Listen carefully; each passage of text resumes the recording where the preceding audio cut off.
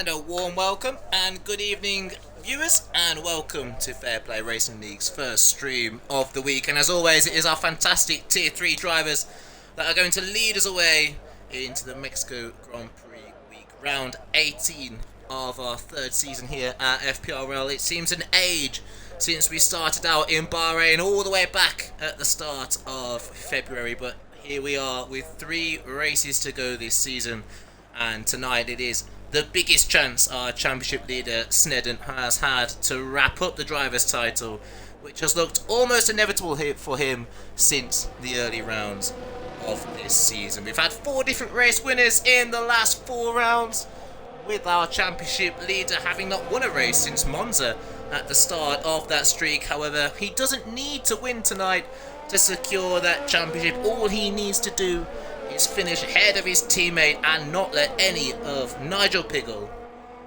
Magsy or Belente finish massively ahead of him in the pecking order at the end of the race, and he will be crowned that driver's champion tonight. But of course, all 4.3 kilometers of this track can throw up any number of surprises for the 17 drivers, or 18 now that we have so far tonight.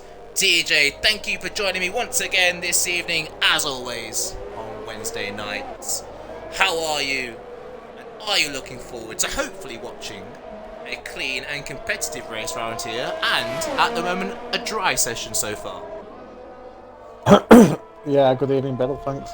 I'm good. Thanks. Hope you're well. Yeah, really excited to see what happens today. Mexico is some drivers find it very tricky. Obviously, you've got a couple of long straights, but drivers certainly hate Sector 2E, where you've got them really tight SEs, and they breach track limits quite a bit.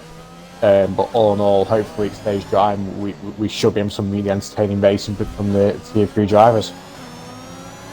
Yeah, not quite the full grid we were promised, but we have got 18 drivers, which means we are in for a competitive Q1 session. As it stands, we will lose 3 drivers from this early part of qualifying. I think we have got a couple more people hopefully joining us a little bit later on. Of course, all the drivers running the soft tyres at the moment, apart from Nigel Piggle, who's currently opted for the medium tyres in this early part of qualifying. Then we're riding with Neder at the moment in the Alpine, who's got a bit of traffic ahead of him, and it's not a very long lap round here, TJ, and in this opening part of qualifying, I think we're going to see a little bit of traffic and perhaps some drivers getting caught out on laps, especially as only really half the grid are out there at the moment, and half will probably come out in the next few minutes. Yeah, definitely. We'll see a lot of backing up. As you mentioned, it's very short. People want to try and get a good run down to turns 1, 2 and 3. So we'll see probably a bit of backing up into the last sectors, few final corners. I also expect to see drivers pull out if they invalidate through Sector 2 for the SEs, which could cause few issues found on hot laps. So it could be a really interesting Q1 if we see drivers backing everyone up.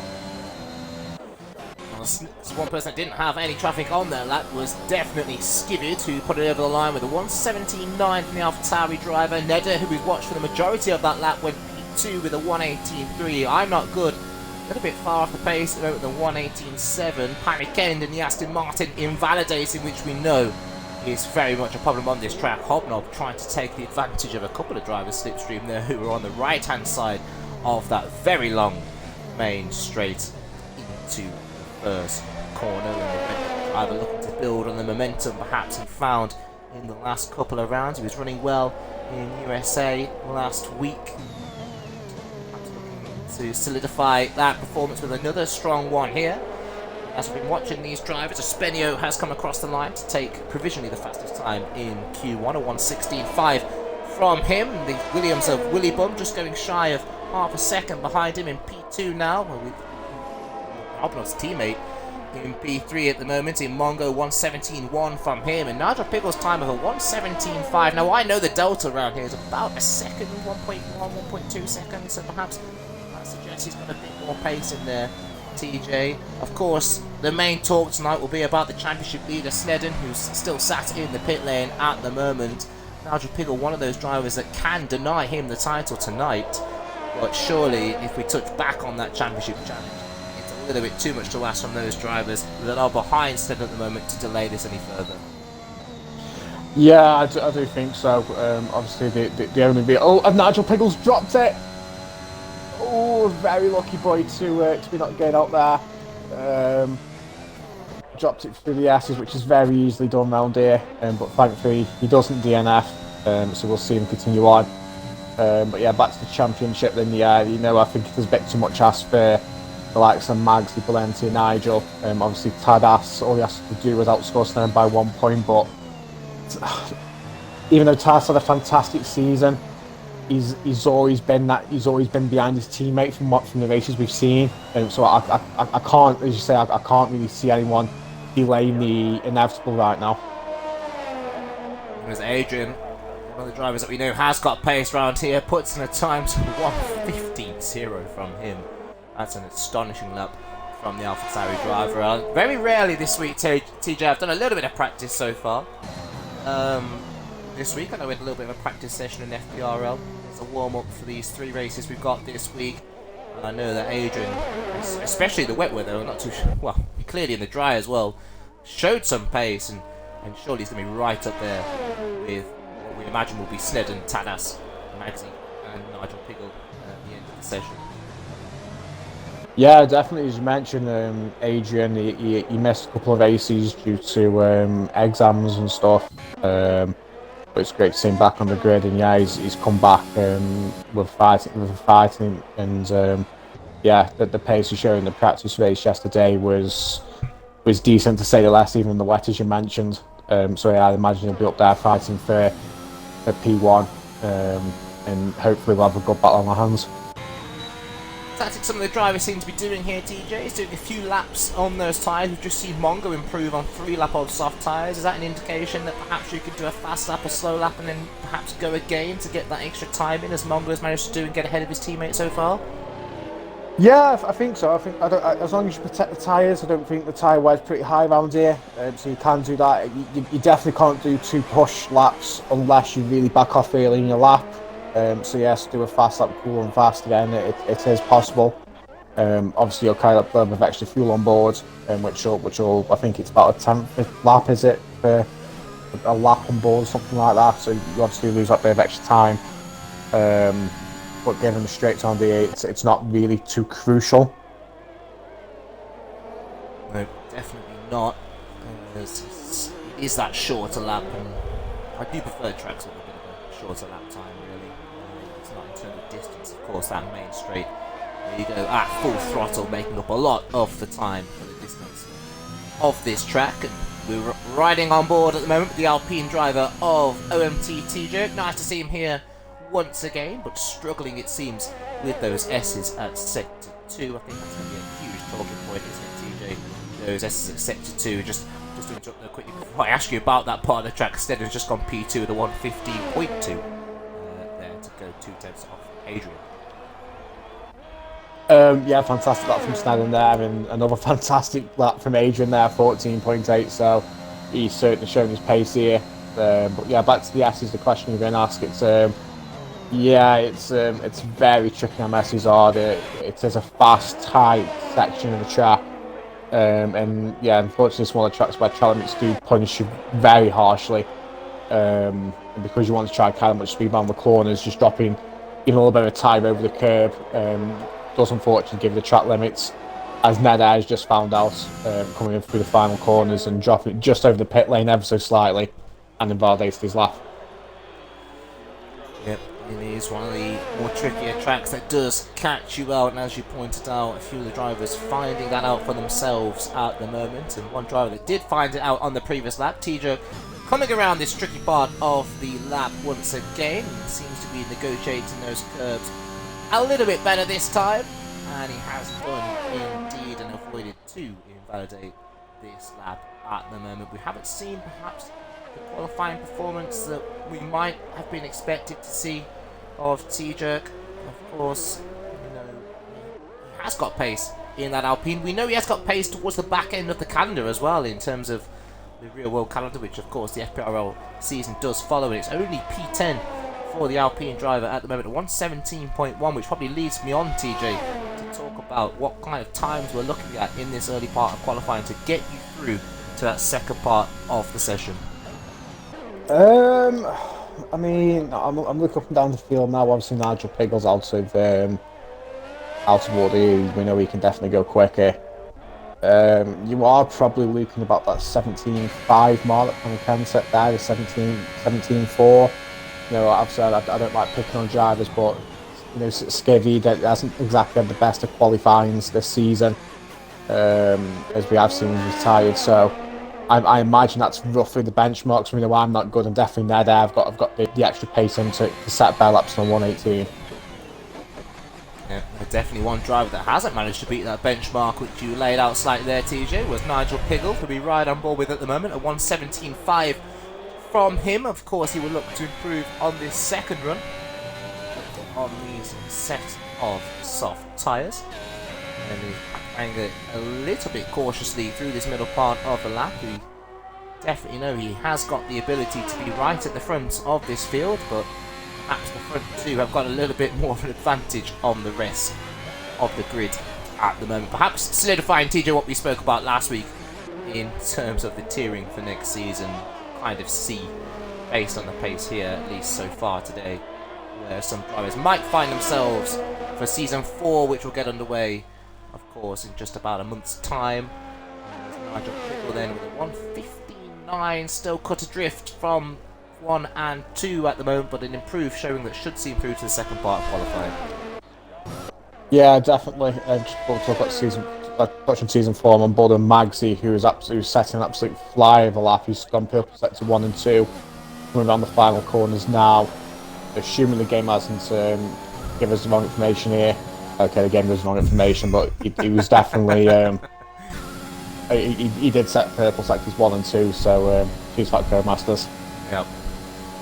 Purple 1 and 2, but nearly 2 seconds off the provision fastest time so far in this Q1 session. But nonetheless, a 1:16.6 then from the Williams driver, which should see through then to the second part of qualifying. The drivers in danger at the moment so far are the two McLarens, I'm Not Good, and DTF1 Days, who I believe is running his first race tonight. Don't think we mentioned that name before. Standing, of course, in place of the birthday boy, and if he watches this back on the stream, a very happy birthday, of course, to Mr. Locker, who would have normally be in that McLaren seat, but he's taken the night off to enjoy his...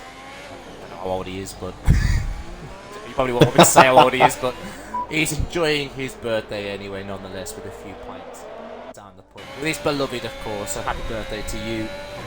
And I'm sure Days, well, hopefully we'll get out on track soon to get some miles on your McLaren, but as it stands, he's definitely leaving it till the last moment.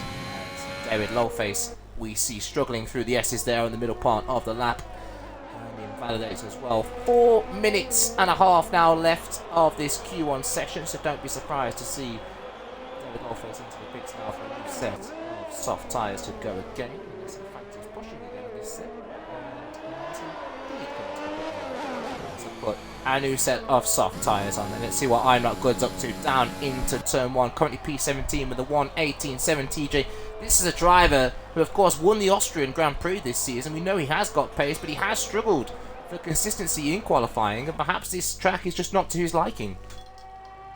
Yeah, it's a bit of a strange one. I'm Not Good. As you mentioned, he won Austria, then his form's been up and down. Then last week we saw him on pole at USA, and then he had an absolute nightmare in the race. And it doesn't do you, as a driver, it doesn't do your confidence any good.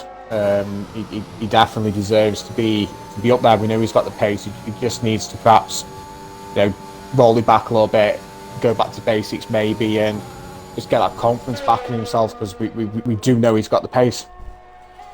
Well, he's 6/10 up on his lap at the moment, but it's only enough to put him ahead of Neder in P15 unless he pulls the last sector out of the bag and puts himself further up the grid as he comes around the final corner now. It's not an easy corner to be said. It's very easy to drop it into the wall there, but he does come across the line, and it is only enough for P15 as predicted. Then a 1:18.0 from the McLaren. 3 minutes left to go now. 3.5 soft tyres. Struggle to find improvement on that, especially when you've got drivers coming out on fresh tyres now. And nonetheless, TS9, who's joined the session very late on, looking to put a time in to get himself through to Q2. Yeah, he has just joined. He was going to start from the back, but he has got time to set laps, so he might as well go up there and just get a bit of practice on board. Even if he doesn't really finish the lap, it doesn't do any harm to get out on track and see what he can do. But the track is obviously rubbering in now, and drivers should go quicker. But yeah, I'm not good in P15 there. That he hasn't got time coming to put a fresh set on, so it's not looking great for the McLaren driver at the moment. Definitely not. P15 at the moment, his teammate, as I mentioned, filling in for Lockett tonight. He is out there at the moment in his first FPR race. Seems to be struggling as well with that sector 2. Almost invalidating there. Now coming around to end the sector with an indication as to his lap time. It looks like he's backed off then and looking perhaps for another go round. And TJ, you mentioned about TS9 coming out for a bit of practice. One driver who was out there on track was Nigel Piggle on the tyres that he set his fastest lap on. Perhaps is this a track that you just need to find that rhythm for, especially considering that second sector? Do you just need some kind of, almost like muscle memory really in terms of turning into the corners and kind of knowing where you need to be, as opposed to other tracks which are a little bit more pick up and go kind of situation? Yeah, definitely. For first sector, it's pretty easy with them straights, but sector 2, you've got them tight, really fast corners, and it is just about getting confidence in your car, the setup, getting used to when you got to turn in, apply the brakes, lift off the throttle a little bit, and the more you do that, the better you'll get. And I know we haven't touched on this just yet. Well, we haven't, but the aim of the game on Mexico is simply of just trying to keep penalties down. Keep your penalties down, guarantee you're going to go up the grid purely because other drivers will breach them limits. It most definitely is. David Lawface then takes a shortest run to the line, trying to knock his good friend Skivid out of the early part of qualifying and just misses out by half a tenth then. And it's P16 so far for the Lawface in that Ferrari, and whether he has got enough VRS to go again, well, 30% in the tank would suggest not, as Days does improve to go P10, and that does put then Neder and Skivid down. Then as TS9 goes P13 now then, and into Q2 as Neder rounding the final corner, looking to put that Alpine into Q2, but comes into the pits. The time not enough then. And it's all on David Lawface at the moment. Can he improve despite perhaps not having enough battery to complete a fast lap? Has he got that pace in him? And he runs very, very wide through those S's. If he improves, he's 2 tenths up somehow. Someone might say Ali Ferrari lines to that one. But we'll find out at the end of the session. Coming around the final sector now, he does look like perhaps... Oh, and he invalidates towards the end as well. I thought he was feeling not really the pressure there towards the end of that, but I kind of feel like, knowing David as well as I do, that if he did make the time to get through, he might feel like he cheated a little bit there, coming through that sector too. So we'll call it sportsmanlike behaviour there from David Lawface, who can't improve from P18, and I'm Not Good, who we saw that time put in earlier, cut 6 tenths back from the rest of the pack, and that is a huge difference. But we know he has got race pace, so it's not all over yet, of course, for I'm Not Good, but he must be concerned about that pace. Yeah, it's not great for him, 6 tenths back from David Lawface, and we know we've always spoke to him, we know he's got the pace, but to be that far back already in Q1 suggests he isn't really hooking up to the track, or, has he got the wrong setup on the car? As you try to go for low wings, which benefits you on the straights, but through sector 2, that's why it's going to really hurt you. Yep.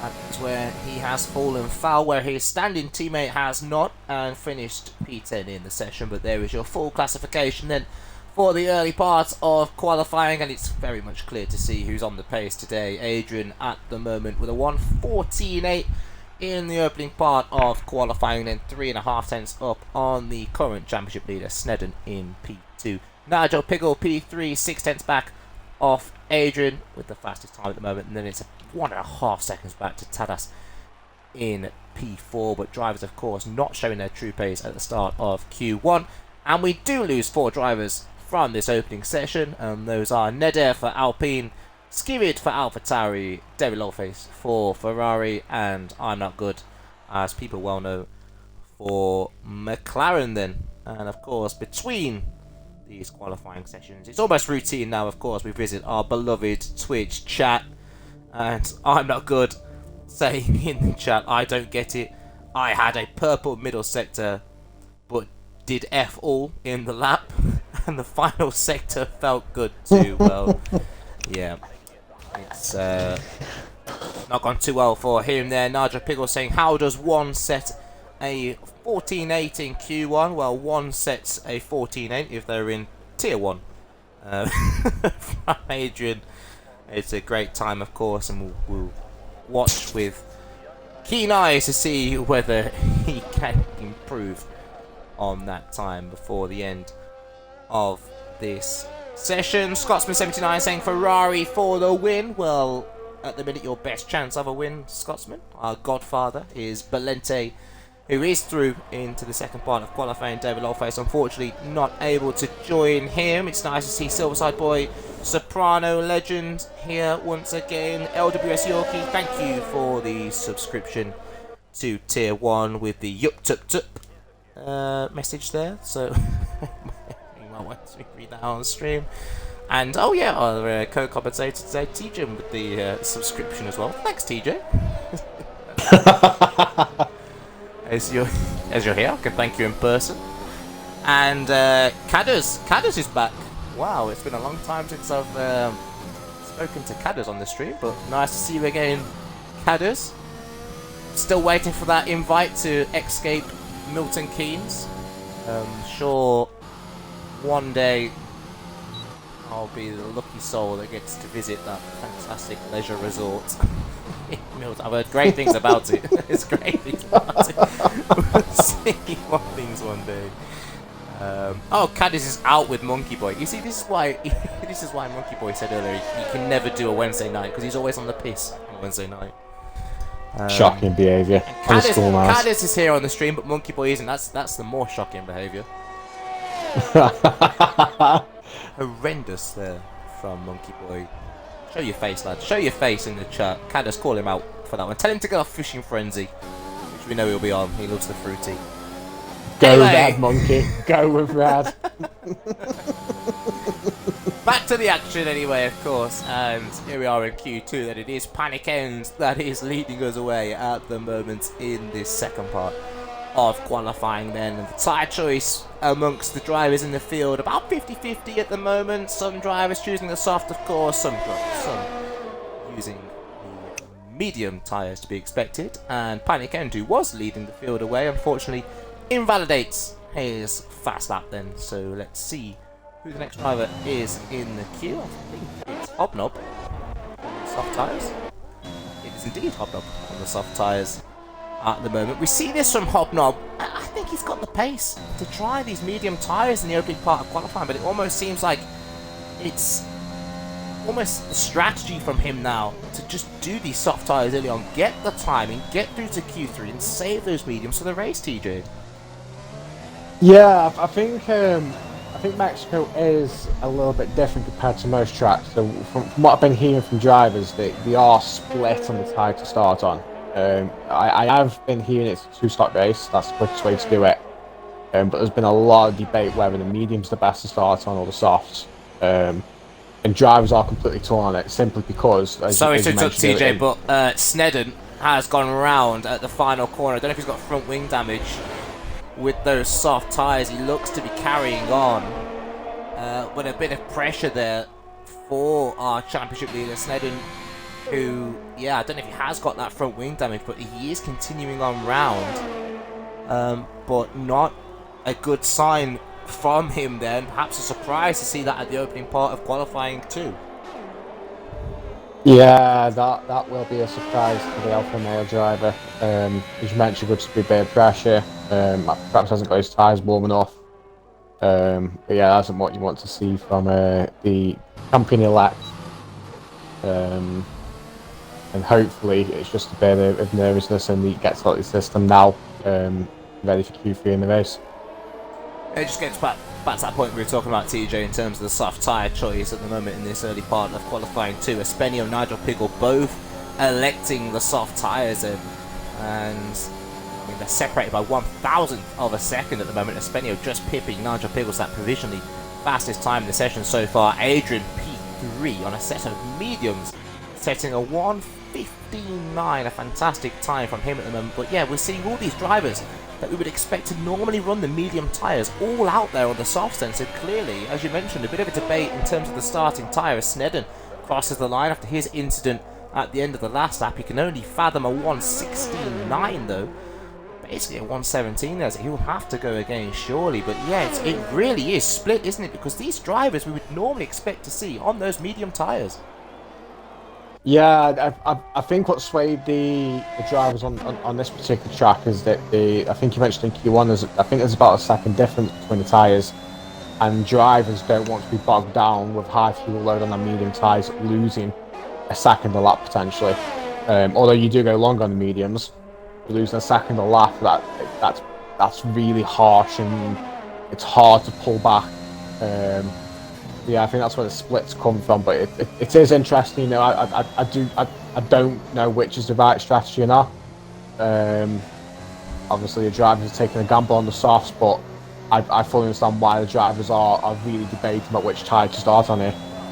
One driver that has gone for the soft tyres is Hobnob, crosses the line and can't quite improve on that 1:17.6 he has set so far, so remains in P9 and will, of course, need to go again on that, well, hopefully not that set of tyres, perhaps another one with 8.5 minutes left to go in the session there. But a lot of the drivers are running the mediums at the moment now then, so the bottom 6 as it stands, all on the medium tyres. 5 of those drivers yet to put a time in. One driver that is currently on the fast lap is Soprano Legend. We ride on board with him now through sector 1. It's a 28.9 from him through the first sector. He'll be looking to pick up a little bit of speed throughout the rest of the lap if possible to get himself into the top 10 on that set of mediums at the moment. Then another driver, Days, at the moment has just started his flying lap on the mediums, and Soprano Legend very much getting the corner cutting beautifully right through the opening part of the S's there. Fantastic. I know it's possible to almost cut that corner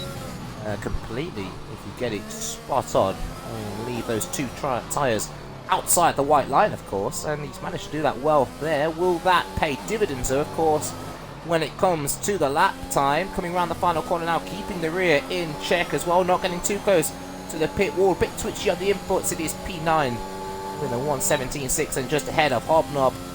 Perhaps not enough to get himself through to Q3, but a good effort on the mediums nonetheless. Yeah, definitely fantastic effort from the Red Bull driver. Snedden is having an absolute nightmare here. He was on a fast lap, set a purple sector 1, validated sector 2. He's going back round again for these third lap on these softs, but surely he doesn't want to start on them as Valente's been disqualified. Yeah, well, I was just thinking back to Scotsman's message in the chat. Ferrari for the win. Well, it's not going his way at all now, and perhaps it is a curse from the Godfather Valente then disqualified from qualifying. We know this happens so many times in Tier 3. Drivers just unfortunately getting caught out by being the wrong way on the track and waiting to rejoin at a safe time. We saw it from Adrian earlier on this season in, I think it was Zandvoort in qualifying, and it's happened then to Valente here today in Mexico, and that is horrendous news for Ferrari then, who will start 15th and 18th on the grid for the start of the race, as we're riding on board with Days here through the S's. And he was up through sector 1 but invalidates through sector 2 then, and T-Jerk into the pits as well for good measure then. So still 2 drivers without a time, another driver without a representative time. This could get spicy towards the end of the session here, TJ, as to what tyres people decide to go on. Yeah, definitely. I do expect Tyler and Soprano Legend to perhaps put set of softs on. Or to be honest, I expect every driver to put set of softs on. Whether or not they'll come out or not is another question.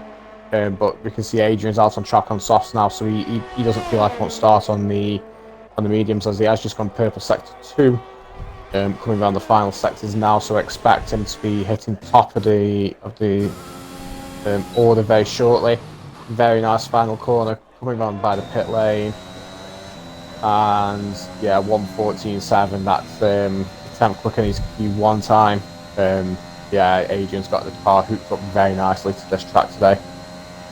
Yeah, fantastic time from Adrian, then 1.1 seconds ahead of Espenio, who did provisionally have that fastest time, and down to P2 now and P3, the Haas drivers, as Adrian retakes that top spot. A driver in trouble at the moment, Panic End, has invalidated on his fast laps. Then 4.5 minutes to go in this session. Expect, this is his first lap on the tyres. TJ. Something else I noticed earlier on, Sneddon was setting a fast lap on those soft tyres, but he'd only done 3 laps on them. So even if he did put a fast time in, he perhaps might have struggled at the start of the race. In terms of tyre wear, of course, I mean, you know, are we expecting that the drivers that will start with slightly more worn tyres, if Sneddon doesn't improve on that 1:16.9 and has to start on those 3 lap old tyres, will he be in much earlier than the rest, or is it not too much of a factor around here? No, I do think he'll be much better than the rest. If it wasn't for sector 2, you could probably stick with it. But I think as them tyres get worn and you're going for them tight, fast corners in sector 2, just having that little bit of higher tyre weight, it's going to really affect you. So if he doesn't set another lap, I expect him to come in really early. But he has put a fresh set on now, and I expect him to come out and attempt to set a fast lap. But he has struggled. Invalidated 2 of his fast laps currently. Yep. I imagine we are going to see him. He has changed the medium tyres as well. We know he has got the pace to improve on that one at 16.9. Even if he does put the medium tyres, I would expect him to be able to beat that on that set of tyres. And here comes Panic Ending round the final corner. He's been on a look like a quick lap anyway, nonetheless, and it is 4th fastest for the Aston Martin driver, 1:16.5. That should see him through to Q3, depending, of course, on what those below him do at the moment. Lots of drivers swapping then to the soft tyres at the moment. The Alfa Romeos, though, fancying their chances on the mediums. Interesting enough, Sneddon still in the garage, 2 minutes 45 to go. He's playing with us here. He's switching between the soft and medium tyres. We're trying to talk about something here, Sneddon. Stop giving us cryptic clues.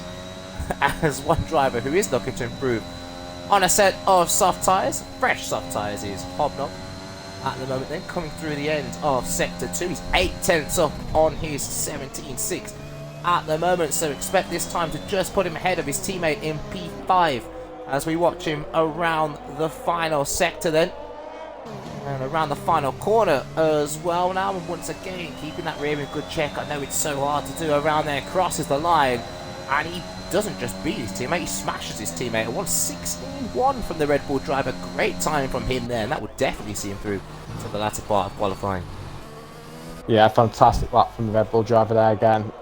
Nigel Piggle, as you're commentating on Hobnob, Nigel Piggle has set another quick lap, 15.5.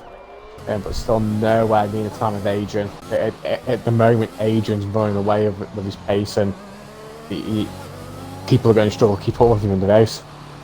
Well, there's a minute and a half left here, TJ, and there's a lot of drivers out on track at the moment. TJ Days, TS9, Willy Bum, Soprano Legends on an outlap as well. Magsy, one driver that's he's just come out on an outlap. Sneddon, I was just about to mention, he hasn't come out yet in P7 and 8, both him and his teammate. Leaving it to the last second. This is going to be a very quick outlap from them to make it to the line.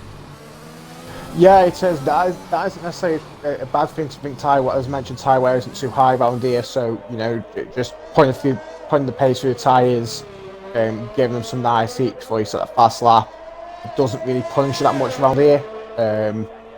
So we'll wait and see. But the gas to give each Talasca drop the back of Snell here, give himself some space. 46 seconds on the clock, so both making it over the line at this point, I imagine. But given the struggle Sned's already had in this qualifying session, we've just got to hope he wasn't just hiding something. Well, one driver that won't improve is Days. He's into the pits and out of the second part of qualifying, and so both Ferraris and both McLarens out in the opening 2 sessions of this qualifying in Mexico. TS9, another driver as well, looks to be out the session, determined to start on those medium tyres, and down in P13 at the moment. One driver looking to get himself out of the danger zone at the moment. Soprano Legend, who was 9/10 up through that second sector, coming around the final corner. Can he keep his composure? Coming across the line now, and it is a 1:16.4 from the Aston Martin, and just beating his teammate into 8th place. It's enough for now, but the very fast Alfa Romeos are chasing that top 10 as well. Snedden in P10, Tadas P11. TS9 won't improve. T-Jerk is in the pit lane then, so at the moment it is Tadas who's going to knock his teammate out, and Snedden who's going to knock Panic End out of the session. Yeah, it's a shame for Panic End, but it's a fantastic lap he set. But we'll see what happens. They've still got a lot of this track to go through. I am on board with Tadas. He's keep it nice and clean through sector 2 as into validated jet. Yeah, still perfect, and he is 3/10 up through sector 2. So he's still doing enough to get through to Q2 here, at Q3 sorry. As long as he keeps it nice and clean for his last set of corners, which he does, keeps the rear in shape. Yeah, perfect final corner there. And puts himself to P7 as Snedden comes across the line shortly afterwards. Still, I mean, Snedden hasn't shown his true pace there at all. 7-8 for Alfa Romeo, then it's enough to get through to the final part of qualifying, but once again, the Alfa Romeo drivers, the Constructors' Champions of Tier 3 this season, perhaps not being able to show their true pace at the moment, but that doesn't matter for now. They are through to the final part of qualifying at the expense of Panic End, who did set, as you mentioned, TJ, a good lap early on in that session, but the track evolution just seemed to come to a few of those drivers like Willy Bum, who managed to put a great time in to go P4 for Williams, along with Espenio as well, P3 for the Haas drivers. But once again, it was Adrian top of the timing charts in Q2. That AlphaTauri then 8/10 ahead of Nigel Piggel in Q2. I think that's not doing an awful lot for his standings in terms of his tiering for next season. But yeah, nonetheless, a great lap from him. Hobnob P5 for Red Bull. Great lap from him as well. Both Red Bulls through to Q2. Both Williams through to Q3, I should say. Both Alfa Romeos as well through to Q3 as well. Soprano Legend through by the skin of his teeth at the expense of his teammate, as we mentioned earlier. We lose 5 drivers from that second part of qualifying, as we've already mentioned. Panic End is out, and T-Jerk 2, TS9, Days, and Belente, who we saw disqualified earlier on in that session, unfortunately for him, as we wait to go into this third part of qualifying. If someone could just, I don't know, come off the, wake the controller up or something to get us through. Not too sure what's going on here. I mean, while we wait, I mean, I don't know the maths truly, and hopefully, if someone's listening, they can confirm this. But if the Williams drivers are massively outscoring the McLaren drivers today, I do believe they'll pretty much secure P2. I can't remember what the gap is between them, but it has been growing in the past couple of weeks, and the Williams drivers done a fantastic job of pulling that gap back out because it was really close. But yeah, the McLaren drivers just haven't had decent races, to be honest, for the past 4 or 5 races, and the Williams drivers have just pounced on that opportunity. Yep, I mean, Lee Carey, if you're there, give us a wave and let us know the permutations of that one if you can. I'm pretty trusting on TJ on that one, though. It'd be nice to get an actual number, but yeah, Williams looking good at the moment. P4 and P6 to secure that P2 in the championship then, as we're still waiting at the moment to go into Q3. Who is not at their Xbox? Who was out? Belente. It's going to be Belente His controller would have. If you open up the menu for the Xbox menu, it doesn't. It just kind of doesn't go into the next session, so he needs to come back to his Xbox pretty soon. Yeah, to get the session going on. Of course, though, good to mention that TJ in the Q2 session, all the drivers were running the soft tyres, so no one in the top 10 will start on the medium tyres for the race, as we still wait for someone to get. So it's we're waiting on I'm Not Good, and unfortunately he is visiting the little boys' room, let's say. There we go. 30-second countdown for I'm Not Good to get out of the session, and he's back. He's back from his little boys' room to get us through into this third part of qualifying. Then let's see what is going on in our Twitch chat, our beloved Twitch chat, of course, between sessions at the moment. It's Drive Forever, of course, AMS Drive in Tier 1, saying looking good. Liam Brusby, Soprano legend. Okay, lads, you can get a room if you want. I mean, Jesus Christ, you got this, mate. He says. Okay. Each to their own, I guess. A Soprano legend actually says he feels bad for his teammate. Yeah, of course, getting through to Q3 at the expense of your teammate, you will feel a little bit bad, of course, but you know, it's each their own. You were quicker than him in the session at the end of the day, so you deserve your place in this Q3 session. Nigel Piggle says, Snedden dive-bombed me in Q2, so I held him up to start his lap. Well, great. Thank you for that. TS9 says, no, I thought I had it hooked up. Well, you would have done a great job to get through on those medium tyres, considering the delta difference, but good effort nonetheless. I'm Not Good says, go on days after his visit to the little boy's room, as TJ called it, and said you spoke too soon. And it's good to see Louise here again, once again, Object Fungus, his good friend from T1, of course, in chat once again. So we are here in this final part of qualifying, and as always, we have got our poll for poll up in the Twitch chat. So please feel free to put your votes into the poll for poll. It's looking like a pretty spread at the moment, and a lot of the love at the moment is coming for this driver, who is going to be the first driver to give us a time, provided he doesn't invalidate in this Q3 session. Adrian with 5 of the votes for pole position today. Espenio, Nigel Pickles, Snedden and Tadas all with 1 vote each. I don't know if they've voted for themselves, but they've all got 1 vote apiece. Everyone else might have voted for them at the moment. And so here is Adrian then at the end of sector 1, a 28.1 from him. A good first sector time.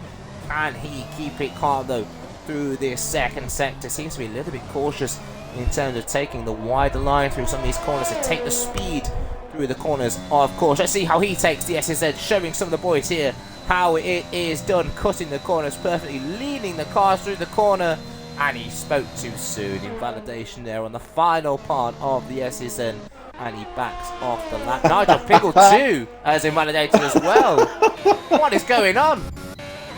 Tadas, can you put him to shame? Yes, he can. Coming through then into the final sector, it's going to be the Alfa Romeo then, who just crept into the final part of qualifying that gives us the first time on the board in this Q3. He's going to set the bar for the rest of those behind him to reach. Coming around the final corner and across the line then from Tadas now. It's a 1:15.8, a good effort from him. Then now it's Soprano Legends across the line. And it's a 1:17.0, not quite up there with Tadas at the moment, but a good effort from him on the opening run in this early part of Q3.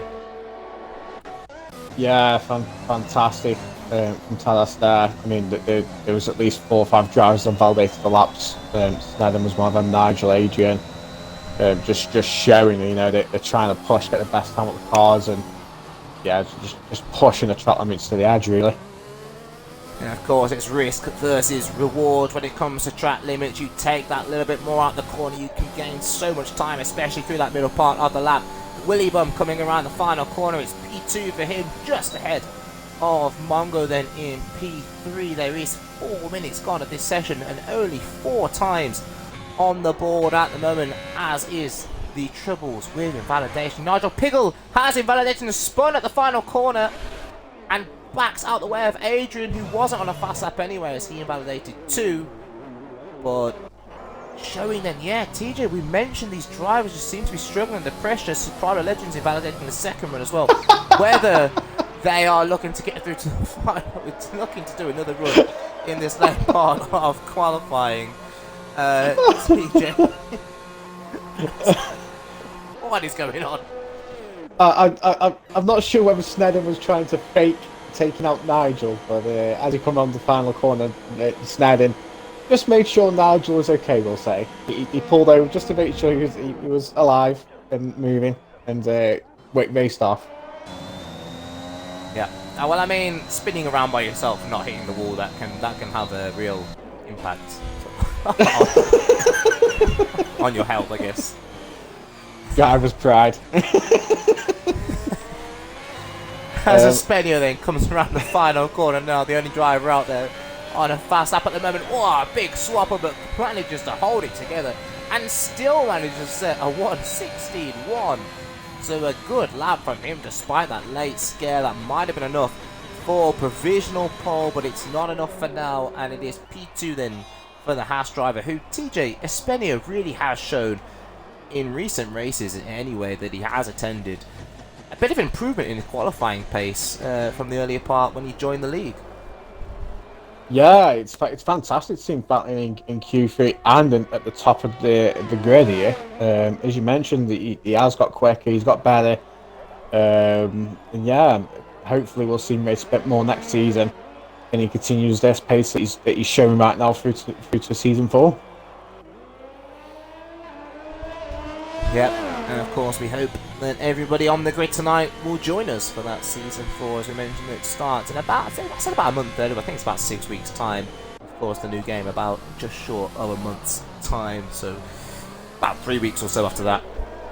If anyone is watching and would like to join, of course, for season 4, I should say, not tier 4. We're not playing that just yet, but if we get enough of you that want to join, I guess we could open that if people are interested.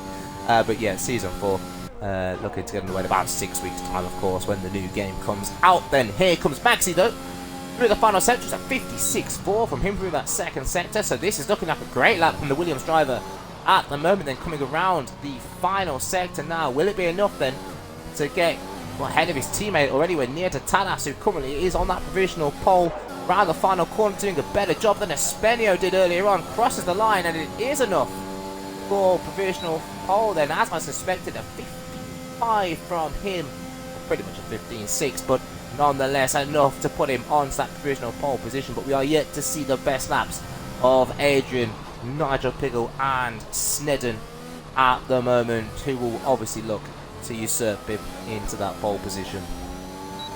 Yep, Adrian's just started his fast lap, just come across the line, DRS wide open, going down to turn 1. Hopefully he's got them a couple laps out of his head for the past his validations, and does really good on this one. Taking turns 1, 2 and 3 very nicely here. Loses the back end but catches it. That isn't going off him out, so I think he might have backed out. Yeah, he's backed out of his lap. Yeah, with 4 minutes to go, it might be a big ask to get into the pits and back out again for a flying lap. I'm surprised that we've not seen more drivers do 3 runs on fresh tyres here. We've got Espenio and Mongo that have taken 3 laps on their tyres, but I thought we might see more drivers perhaps do more runs really with the short lap.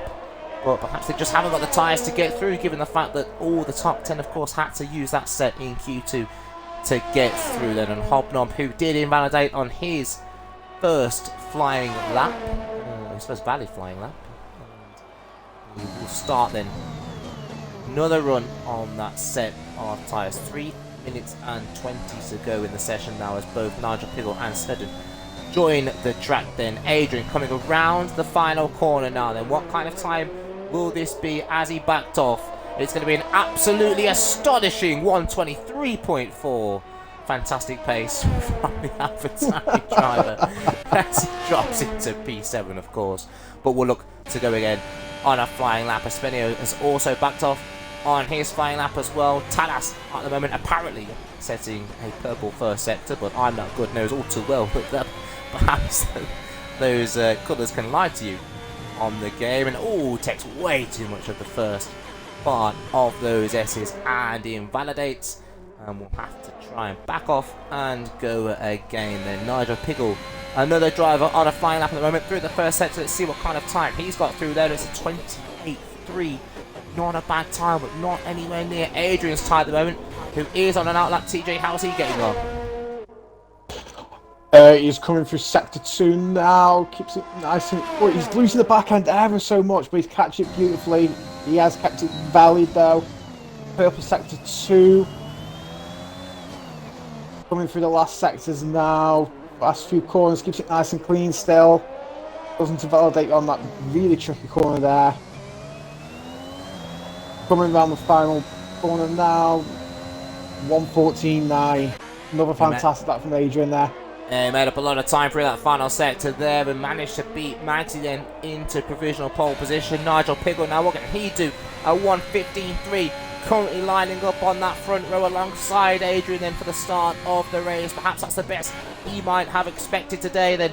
And it is championship leader then Snedden around the final corner, can get anywhere near Adrian's time, and he beats Nigel Piggle then onto that front row. A 1:15.4 from him, still over 2/10 back though from Adrian's time, but it is enough to at least keep him in contention in terms of wrapping up that title today then. And I think with about a minute to go, there's not a lot going on out there at the moment. Tadas is 2,000ths up at the moment on his lap. Can he get an improvement through this final sector to support his teammate on his hunt for the title today? Coming across the line now, and it's a 1:15.5 then. P4 for him, second row at the moment, unless William can say something about that, but he's currently 3/10 down on his time as well. TJ, are any of the drivers that set a time earlier on going for a second push lap in this late part of qualifying? No one that I can see. No, Snell and Nigel both invalidated. Mongo is coming on for a fast lap, same as Soprano Legends. But yeah, all the top runners are going round us all. Yeah, Soprano Legend, we watched through the S's. A little bit of an improvement there from him. They were taking a very, very wide line. Only 2/10 up at the moment. It won't be enough to beat Hobnob into 9th place at the moment, unfortunately, unless he has a mega final sector here coming through then the stadium section, the final part of the lap, and around the final corner then, managing to keep it all together and composed across the line, and it is just enough to beat Hobnob then. A mega final sector from him and into P9 as Mongo invalidates his fastest lap. And I think, TJ, we have our grid for the race then.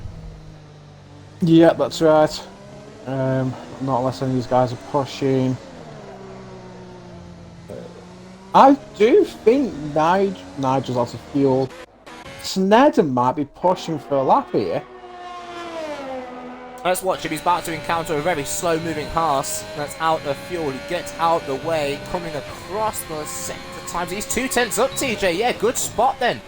So at the moment, it might be enough to knock Adrian out of pole position, depending on this final sector. Can he keep it clean? He's got a bit under the radar here, but around the final corner and across the line then from the Alfa Romeo driver, and it is enough. What a laugh. And he does it in style. He's done that on very sneakily, as you mentioned. I mean, yeah, that's fantastic. He hasn't shown any pace for qualifying and just pulls that out. Well, absolutely. Almost out of nowhere, Randy Orton with the RKO Snedden into pole position. A 1:14.8. What a lap from him, and perhaps testament then as to why he is the champion-elect at the moment. And starting alongside him will be Adrian, who set the pace all qualifying, but could not get it done at the end. A 14.9 from him. It wasn't even his best time from the three sessions. In fact, it was his worst time from the three sessions that we've had today. Nigel Piggle P3, Tadas P4, Magsy in P5, Willy Bum P6, Aspenio P7, Mongo, Safari Legend, and Hobnob round off the top 10 then. And TJ, yeah, we know the drivers are starting on the soft tyres in the top 10 anyway, so not too much in terms of strategy. But I've just had a quick look in the Twitch chat, of course, as we do towards in between sessions, and LWS Yorkie has made a fantastic point in terms of those drivers on row 2, Nigel Piggle and Tadas, perhaps might be in the best position here. I'm pretty sure in the real world of F1, of course, that P3, is it P3 that's always got into the lead by the end of the first corner with that 6 down to turn 1? Yeah, that's right. That slipstream's so strong. Assuming they get a good getaway, then yeah, expect P3 or P4 to be pulling ahead and perhaps being the leader going to turns 1, 2, and 3. Yeah, that's the disadvantage about the cars being so close together. Is that that slipstream is so powerful around here. It is indeed, and as always, TJ, I'm going to join I'm Not Good by going to the little boys' room. I'm not going to go with I'm Not Good, but if he wants me to, I mean, the offer's always open. I'm going to quickly to relieve myself. I'll leave you, of course, in the good company of TJ once again. Yep. So as Biddle goes to relieve himself, just to repeat what Snedden needs to achieve to be the champion of Tier 3. As I do get the graph up quickly. So his main competitor's Tadas. If Tadas outscores him by 1 point, it will carry on to the next round to Brazil. And then you've got Nigel Piggle, who has to outscore him by 17, Valenti by 19, and Magti by 22. So you imagine that they've got to be very far ahead of Snedden. Snedden's got to be a bit of a nightmare.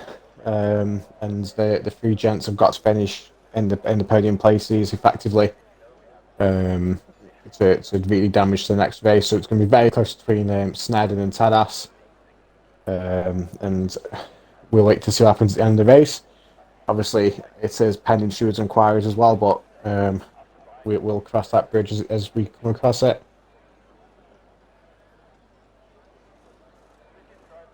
As you looking at Twitch chat, Yorkie's predicting 4 wide into turn 1. I mean, we can only hope. Hopefully the drivers keep it nice and clean. No one takes each other out, and we'll see. Yeah, I'm Not Good saying game in Tier 2 already, and I can see David Wallface is correcting to Tier 1, which is right. Got to be 1 wide into turn 1, and it'll be me. Right, so Nigel Piggle's predicting that he'll take the lead, as the host has had enough and decides to go.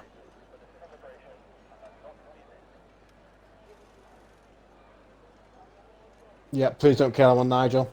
We don't want anyone killed out there on the first straight.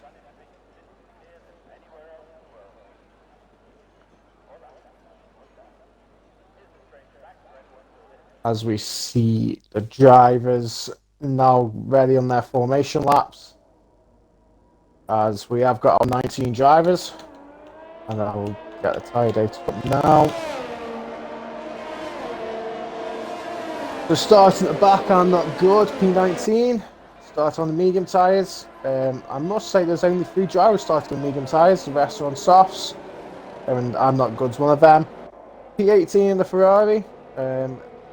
Scotsman's shuttle top for a win, or one of the shuttle tops for a win. It hasn't gone very well. But David Longface, P18. P17, we got Skirrid. P16, we got Ned Air. P15, Scotsman's other shout out for a win. Once again, that didn't go very well. Unfortunately, driver got disqualified in Q2. It's Valente. And making his debut in P14, taking over from the McLaren seat of FPRL locker, is Days. We'll see what this driver's got pace-wise, and hopefully he has a really good race. In P13 on the medium tyres, we've got FPRL TS9. P12, we've got T-Jerk on the softs. P11, we've got Pani Kend on the mediums. And all the drivers in the top 10 are on the softs, with Hobnob and P10. Soprano Legend in P9, Mongo's P8, Espinio is P7, P6 is Willy Bum, P5 is Magsy, P4 is Tadas, P3 is Nigel, P2 is Adrian, and our pole sitter for today's race, and the champion-elect is Snedden. As Snedden made his way to the grid really early here, and the rest of the pack is still only really just going through the stadium section. So Snedden's going to start some really cold tyres here, which won't help him out going down to turn 1, but he's got plenty of time to get a bit of temperature in some tyres. As the wonderful Biddles come back from relieving himself in the little boy's room. Jesus Christ! I mean, did someone ready up? That I don't think that was very long at all, but we're here, we're back. Ready, of course. For some reason, my game volume's gone down quite a bit. Hopefully, I'll pick back up again for the start of the race. But thank you there, TJ, for that and the formation lap. Of course, yep, all the drivers lining up then in their grid positions. Will Snedden's cold tyres hurt him down into turn 1? Surely the most exciting turn 1 of the season, as we are about to get 5 lights. And it was a long hole, but away we go. It looks like Adrian got the slightly better start then over Snedden, and is already ahead of him. But Tadas, as we mentioned, is sliding it down into turn 1, looking to make the most of that. Then perhaps he'll make a move up the inside of Adrian. Thinks better of it. And Adrian then leads from P2 and takes the lead. Nigel Piggle now ahead of Tadas. He got ahead originally. Oh my days! Contact in turn 1. I'm not good in TS9. I'm not good. Turned around at the back of the field. Could have drift from the back then. And perhaps not the kind of moves we'd expect to see there. Nigel Piggles, they run pretty much as they did from the start of the race. But Snedden then down to P2. Adrian into P1. Do you think we saw a little bit of a hesitancy there from Snedden at the start of the race, TJ? Yeah, I think we did. He knows he's just got to score Tadas by that 1 point, and you know he's just got to finish out of all his competitors really to do anything. And I think that's very smart of him to be a bit hesitant. Yellow flag is set to 2 then. David Lawface has had an instant but continued on. TS9 I think has damage at the moment then, and is falling back through the field. But at the moment, at the front of the pack, they do run as they did at the end of turn 1. Adrian leads away from Snedden in P2. Nigel Piggle was provisionally passed by Tadas on the run into turn 1, but has got back ahead of the Alfa Romeo and runs P3. Oh, a Snedden's round! Snedden's spun, and he's waiting very patiently to turn back around. We saw that. I was literally just about to mention, TJ, we saw in qualifying he had that issue in Q2, and the pressure may be getting to him slightly to get the job done today. But it's now P13 for the Alfa Romeo and out of the points. Yeah, he just needs to keep a cool head at this point and just cool the tyres back down. We know he's got the pace. This track is, especially in DRS zones, he can do a lot of moves. So yeah, he just needs to calm himself down, refocus, and not have another incident like that. Definitely not then. P13 at the moment for Snedden, who continues on his way. Looks like he has got those tyres under control. Will he have many more instants before the end of this race? Of course, we'll only find out in the next 34 laps now. Adrian, the fastest lap of the race, a 1:18.7 for him in the early phase so far. He's dropped Nigel Piggle by 2 seconds at the moment, who has then dropped Tadas by 2.5 seconds at the moment, who's being harried by Magsy then down into turn 1. We have got, of course, DRS enabled now, but the detection zone for that DRS in these opening 2 DRS zones is before the final corner, so no one will benefit from it this lap at this phase anyway. And see whether it comes in handy, which I'm sure it will on the next lap round. Yeah, definitely. If Mags keeps in the back of Tadas, as Magsy makes an ambitious move. Magsy made an ambitious move on Tadas there. I don't know if he got caught up by an early break from Tadas, but almost spun it and T-boned Tadas in the same instance. Perhaps Williams under pressure to secure that P2 in the Constructors' Championship in the absence of regular McLaren driver Locker. Of course, the rivals for that P2 in the Championship, Maxi and Williams running 4th and 5th at the moment. I know they work well as teammates and often communicate well as teammates. For good measure. Maxi then looks like he's avoided damage with Tadas at the moment. It's another fastest lap from Adrian on the 1:18.6 now from him, romping away at the front of the field. He has dropped Nigel Pickle by another 2/10 on that last lap. Maxi will get the DRS, of course, to keep up with Tadas. He was under a second through the detection zone, but whatever wings Tadas is running at the moment is definitely helping him out there. He's only lost about 2/10 even with the DRS. Yeah, that's really interesting there. I'm surprised he's running that wing so low and still getting decent time for sector 2. But yeah, it's fantastic from the Alfa Romeo driver. One driver I haven't really mentioned yet is Valente. Started P15, he's gone himself up to P5, so he's had a fantastic opening 4 laps. And the pace that we have seen from Valente recently doesn't surprise me. He's made his way through the field as easily as he has. Yeah, he definitely would have been in that final part of qualifying if it wasn't for that disqualification then, so he has made amends. He's up 10 from the start of the race, as you mentioned, TJ, on the back of Magzi and Tadas now, who picked up a 3-second penalty. The second driver to get one of those days was the first driver earlier on in the race to pick up a corner crossing infringement. But can Tadas hold off this charge from Magzi and Valente? Now Williams is outside of the DRS. We know how much the DRS gained you here with that running straight. And Williams desperate to get back and keep up with this fight for 3rd position. As it stands, right on board with Magzi down into turn 1. Not much in terms of ERS difference here. They're both using a bit to try and get one over the other. And that's it to settle again. Tadas' setup seems incredibly slippery through the air. The pace is just incredible as we've got a Haas round. Espenio, I think it is, at turn 2 then. And that is misery for him. He shows such form in qualifying, but he is now running outside the points. Yeah, I'm not quite sure what happened there. I think he might have hit another driver, so I think he's lost a front end plate, or was that Snedden? I think Snedden's picked damage up. Let's have a look then. Oh no, just where the camera was. Yeah, it's got a full front wing to me. He's up to 11th now after falling back to 3rd.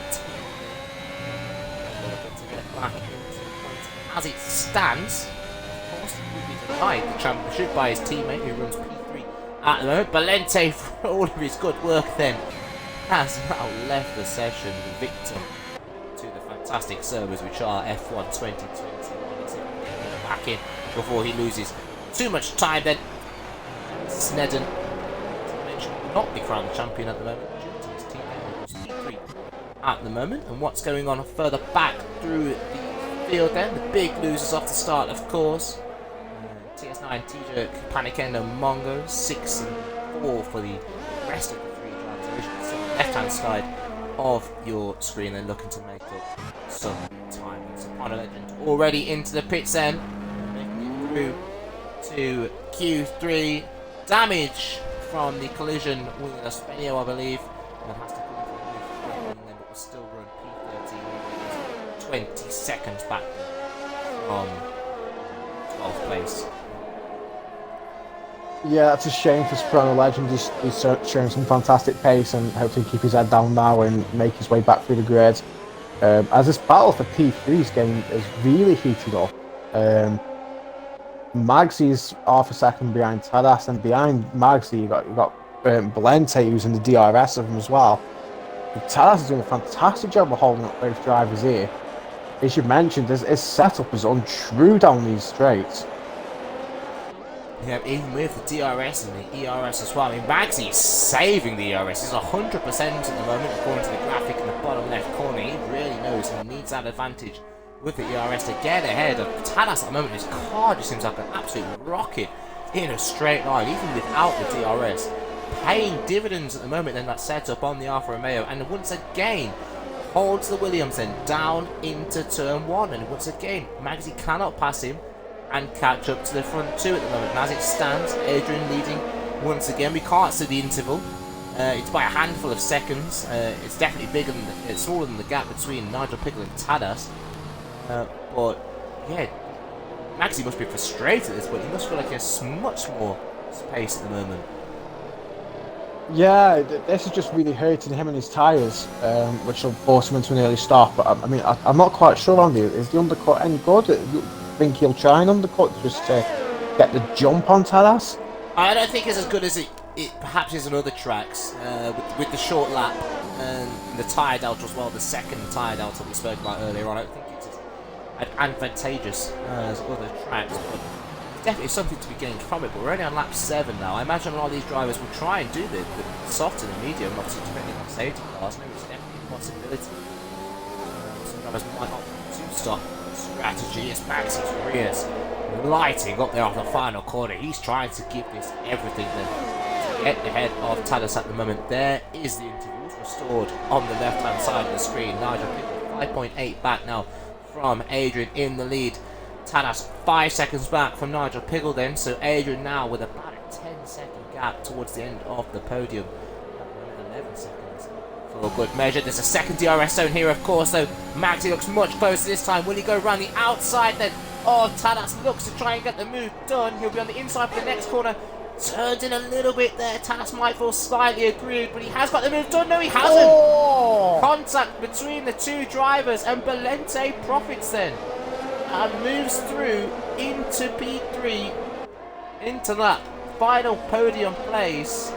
And I don't really know who was at fault there, TJ. It looked a little bit of a ballsy move from Maxi to go around the outside, but was there enough space left? And, I mean, the move happened at the next corner. Tadas almost turned into Maxi, who was kind of diagonal, heading for the wall.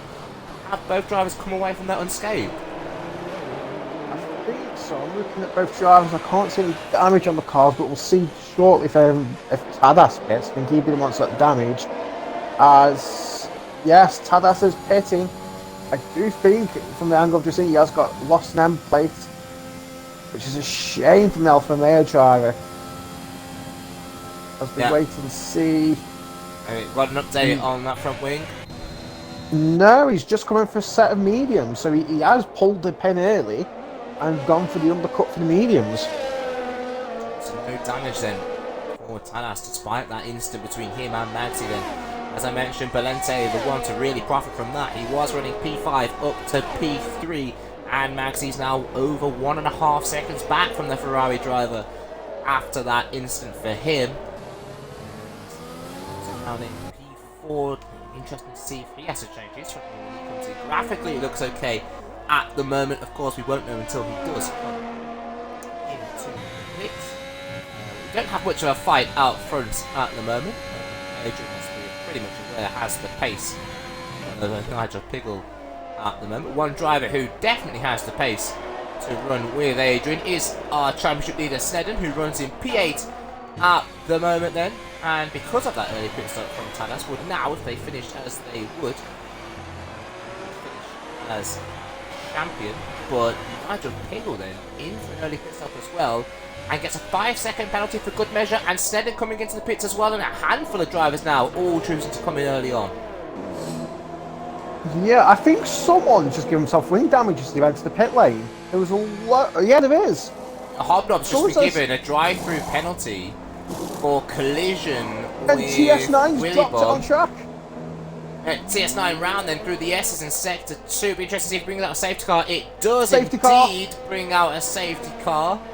The leader, Adrian, is currently running through the crash zone of TS9 in Sector 2 then, so the drivers won't be affected. These drivers in the pits now getting it right then in terms of when to come into the pits. Everyone going around the safety car. Of course, all the drivers have to drive to a delta under the safety car, so until that leader catches the safety car, people won't really lose out. But yeah, as you mentioned, TJ, it was a collision between Hobnob and Willy Bum into the pit lane then. Hobnob, I think, had to change his front wing, and he's been given a drive-through as a result. I think that's really harsh. The only thing I can think of there, I mean, it's a very short pit entry, and the only thing I think of is it's caught Hobnob out, or Willie Bum is braked really sharply, but to get a drive through for it, I mean, I'm not sure what the game's thinking there. Yeah, bit of a strange one. One of the drivers that will, of course, massively profit from this safety car, Adrian, who currently has an 18-second gap to Valente, who is in the pit lane himself. Mags is in the pits now as well. Neder, Nigel Piggle stays out, having already made his pit stop and resumes his place in P2 then. Oh, very really losing it. Safety car there, gets away with one. Days into the pits now as well. The Spenio had that Spinio earlier on, as we say. Hobnob back into the pit lane. I don't think you can safely drive through the safety car. Oh! Oh, there's a McLaren out as well. Oh, what's just happened there?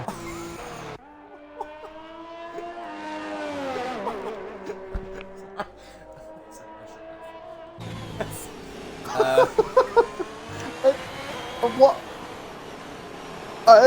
So, I mean, Hobnob came into the pit lane. I think he thought you could serve a safety drive-through for some reason with the safety car. At the last minute, realised he couldn't. Drove into the pit wall. He did a monkey boy, Suzuka. He'll appreciate me saying that. Drove into the pit wall, trying to avoid coming into the pit lane, and yeah, he's out. And I have absolutely no idea what happened to I'm Not Good. Absolutely no idea what happened there. I mean, this has been absolute scenes in the past lap. That is one of those. Do you know that's one of those really weird instances, like Neder at Belgium. It's just really, really weird. As Nigel Piggle tries to fake coming into the pit lane. For some reason, no idea why. But yeah, that from Hobnob and I'm Not Good, that will, yeah. If I'm Not Good is in the chat right now, I'd love to know what happened to you then, because we know what happened to Hobnob, but I'm Not Good. I have absolutely no idea how he dropped the safety car, but there we go. We lose two more drivers from the race.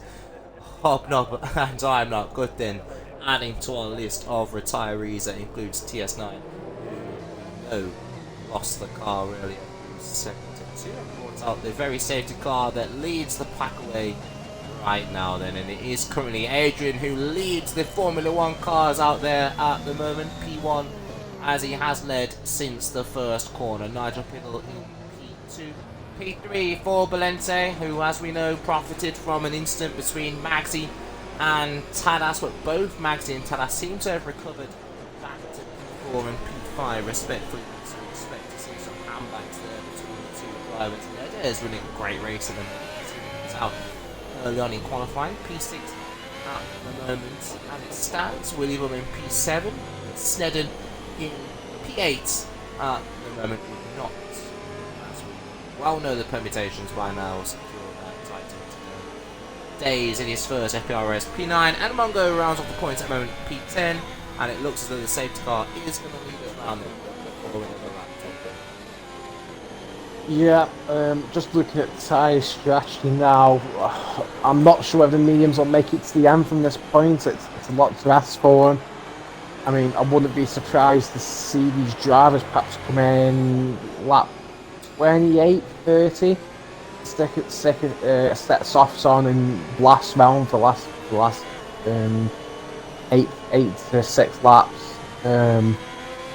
Someone might try and risk the mediums, but whoever takes the risk to put them softs on will have a massive pace advantage over everyone else.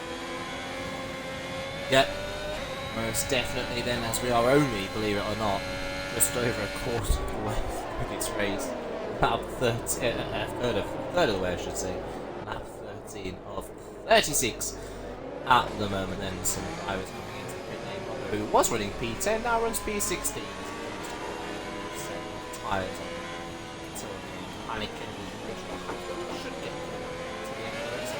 tyres as well at the moment behind his teammate. Once again, he ran behind his teammate in qualifying. He probably be behind him in the race as well. But hopefully the safety car will be in this lap then to give us some on-track action, of course. It's a great time while the safety car is underway to visit our beloved Twitch chat, as we always mention. TS9 says that was absolutely dog something. Got full-on shafted at the start, practically drifting on the 12. David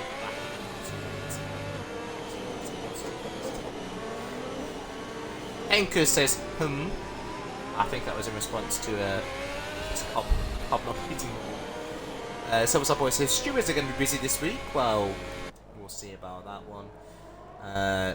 We've got Soprano Legend saying, what on earth has just happened? I have absolutely no idea. Revengula saying the same as well. Cruiser 2, no one knows what just happened. Absolutely no one knows. We are going to get underway and racing again, and it is Adrian who is going to lead us. Safety car restart, the first safety car we've had this evening in this thrilling Tier 3 race. Will we have now a bit more of a fight for the win today? Will Nigel Piggle be caught out on this restart? He seems to be running right up against Adrian, and perhaps has got a great slipstream here on the AlphaTauri driver down into turn 1 then, and we'll use that ERS to his advantage as well then as we come down to the first corner. Nigel Piggle pulls to the outside. Adrian will defend the inside line. Can Nigel Piggle get the inside line for turn 2? He can indeed. A big save from Adrian, who very nearly drops the back of that car. But it is Nigel Piggle then who provisionally takes the lead of the race. Yeah, as you commentate on that, Sned made a move onto Willibum down the straight. He's looking at Ned area and gets a move done. They're fighting it through, but yeah, I think he's got P6. A fantastic restart from Sned and there, right down his teammate now. Yeah, and surely his teammate will, well, I imagine not hold him up too much. He knows his championship battle is pretty much done and dusted. He might try and take it the extra round though, so he won't be able to hit as quickly as possible. There's Adrian looking to get back ahead of Nigel Piggle, who's used all of his ERS on this lap already then. He had a full battery and he's already used 60% towards the end of the lap. Adrian could see that from the flashing light ahead of him. Of course, yellow flag out in sector 3. The driver is rounded. It's T-Jerk in the Alpine. Then as Belente now has come out of nowhere and he's all over the back of Adrian in the AlphaTauri. Can he now get ahead of the driver who's been currently fastest so far this race? It looks like Adrian might cover him off into turn 1. Can he swing it around the inside for 2? Thinks better of it and allows Adrian to keep that P2 from out. Yep, Sned did get past Tadas in the previous lap. Tadas had a bit of a nightmare for the S's, which allowed Sned to go straight past him. But he's showing fantastic pace in these mediums, so he is going to be over the back of Magsy and this battle for the top 4. As much as I don't like safety cars, it has certainly brought this race back to life. There's been moves all up and down the field, and it's really close between everyone currently. It was looking like a procession for Adrian at one stage, who now is all at the back of Nigel Piggle once again, but doesn't have that 7 or 8 second advantage that he held earlier on, that he's going to have to get back ahead of the Haas once more. And of course, the all-important thing is that he just stays within that DRS. The advantage from that DRS is so vast that he will really benefit from it should he manage to stay within that 1 second. And 6 tenths the gap at the moment. DRS, of course, enabled on this lap, but as I mentioned previously, the detection zone isn't before the end of the lap for both DRS straights that are coming up, so he will not benefit from the DRS in sector 1 on this lap. He will, of course, get it on the next lap if he stays within that 1 second, which he's very keen to do at the moment in order to retake the lead of this race. Yep, Snedden just trying to move on to a Magsy into turn 1. Magsy did close the door ever so slightly, so Snedden had to pull out, but with DRS, I imagine that Snedden's going to fly past. He's got so much pace in these mediums. Yep, sending ahead of his teammate now. Will, as it stands, give him the title of the race then. Now picks up the second time penalty, which leads us into a great time to talk about the penalties at the moment. We know Nigel Piggle picked up a 5-second time penalty for speeding in the pit lane, so currently rides with 8 seconds of penalties against his name. Adrian with 3 seconds to his. In the next 3, Valente, Maxi, and Snedden all avoiding penalties as it stands. Tadas Neder with both 3 seconds apiece. Pickle on 8 seconds. Days with 6. Espenio with 3. And that rounds out the top 10 as we watch the fight for the lead. As Adrian out of ERS with the DRS. Both drivers matched with battery percentage at the moment, but Adrian still can't find a way through, but he seems to have taken a fantastic line then through turns 1 and 2 then. Nigel Pickle with no ERS and will defend up the inside, squeezing the AlphaTauri to the outside, looking to go around the outside now. Adrian, will we see the fighting we saw from these two earlier on? Perhaps squeezes the Haas wide, not enough room there for Nigel Pickle to carry on fighting, and Adrian does retake the lead then of this race. Yeah, as you were commentating on that, there was a fantastic battle for P4 between Magsy and Snedden. Both drivers respecting each other, giving each other space for turns 1, 2 and 3. Snedden though just managed to outbrake Magsy into turn 4 and got P4 as Neder is out. Neder's dropped it through the S's and it's another safety car then. So of course it's now very much will the drivers come into the pits again to pit for tyres to get them till the end. Adrian stays out. Nigel Pickle's in then. So Adrian has stayed out. Nigel Pickle in, doing the reverse of what Adrian did. Valente stays out, Snedden too. And it is only Nigel at the moment out the front runners into the pits, looking to put tyres on to take until the end. Yeah, that's smart from Nigel, that's because you can serve his 5-second penalty here and not lose too much time, put himself a fresh set memes on, go into the end, which will make the end at this point, I imagine. But obviously he'll be caught out at the end if the other drivers decide coming for a set of softs. Yeah, of course, as you mentioned it, the struggles to get those medium tyres till the end of the race, really.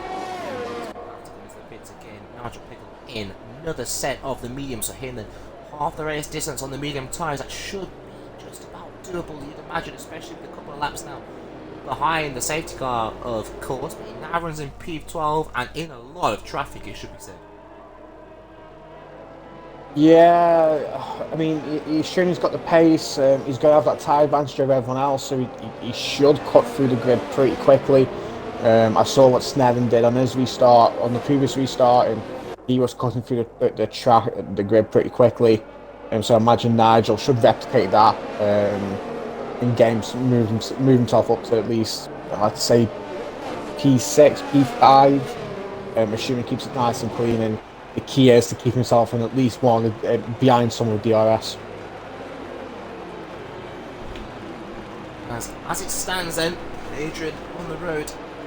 One penalty carries at the moment. That will drop him back, of course, but we're only halfway through this race at the moment. As the safety car will lead us on to lap 19 of this 6-lap race. TJ then opting for the soft tyres at the moment. He's going to feel pretty punchy on the restart. Days at the moment. Aaron. And up to serve that 5-second penalty. He did serve that 5-second penalty. So that, TJ, might have influenced his decision to come to the pits now rather than later on. Yeah, it's clever from Nigel, that is. Get rid of the penalty you can get rid of. Then ride to the end, basically. As you mentioned, the tyres should make it to the end, but if the other drivers do decide coming for a set of softs in the next 10 or so laps, they'll obviously catch Nigel really quickly, and he'll be a sitting duck. Will be a sitting duck indeed. Safety car should be in on this lap, of course. TJ, great time. So, to our beloved Twitch chat once again. What Legend says, wow, that was a tense restart. It wasn't. CY Underwood says, great squeezing, absolutely. Vengula, okay, that was a bit peak from Adrian. Respect the lingo. Respect the lingo. It's a bit peak. That's something I would say, that is. It's a bit peak from Adrian here. Was a bit peak indeed. And that is about all I've got going on at the moment 30 beloved viewers watching us on there. As indeed the safety car is in on this lap, then we will get another 17, hopefully, safety car free racing laps. Adrian to lead us off on the restart, Valente in P2, Seddon in P3, TJ, take us away. Yeah, as Adrian's pit, I'm not quite sure what Adrian's just done there. But anyway, the RAF, Adrian put the pit lane for some reason, picked off the time penalty up, which was a bit unneeded. But Valente is getting a nice slipstream off the back of the AlphaTauri.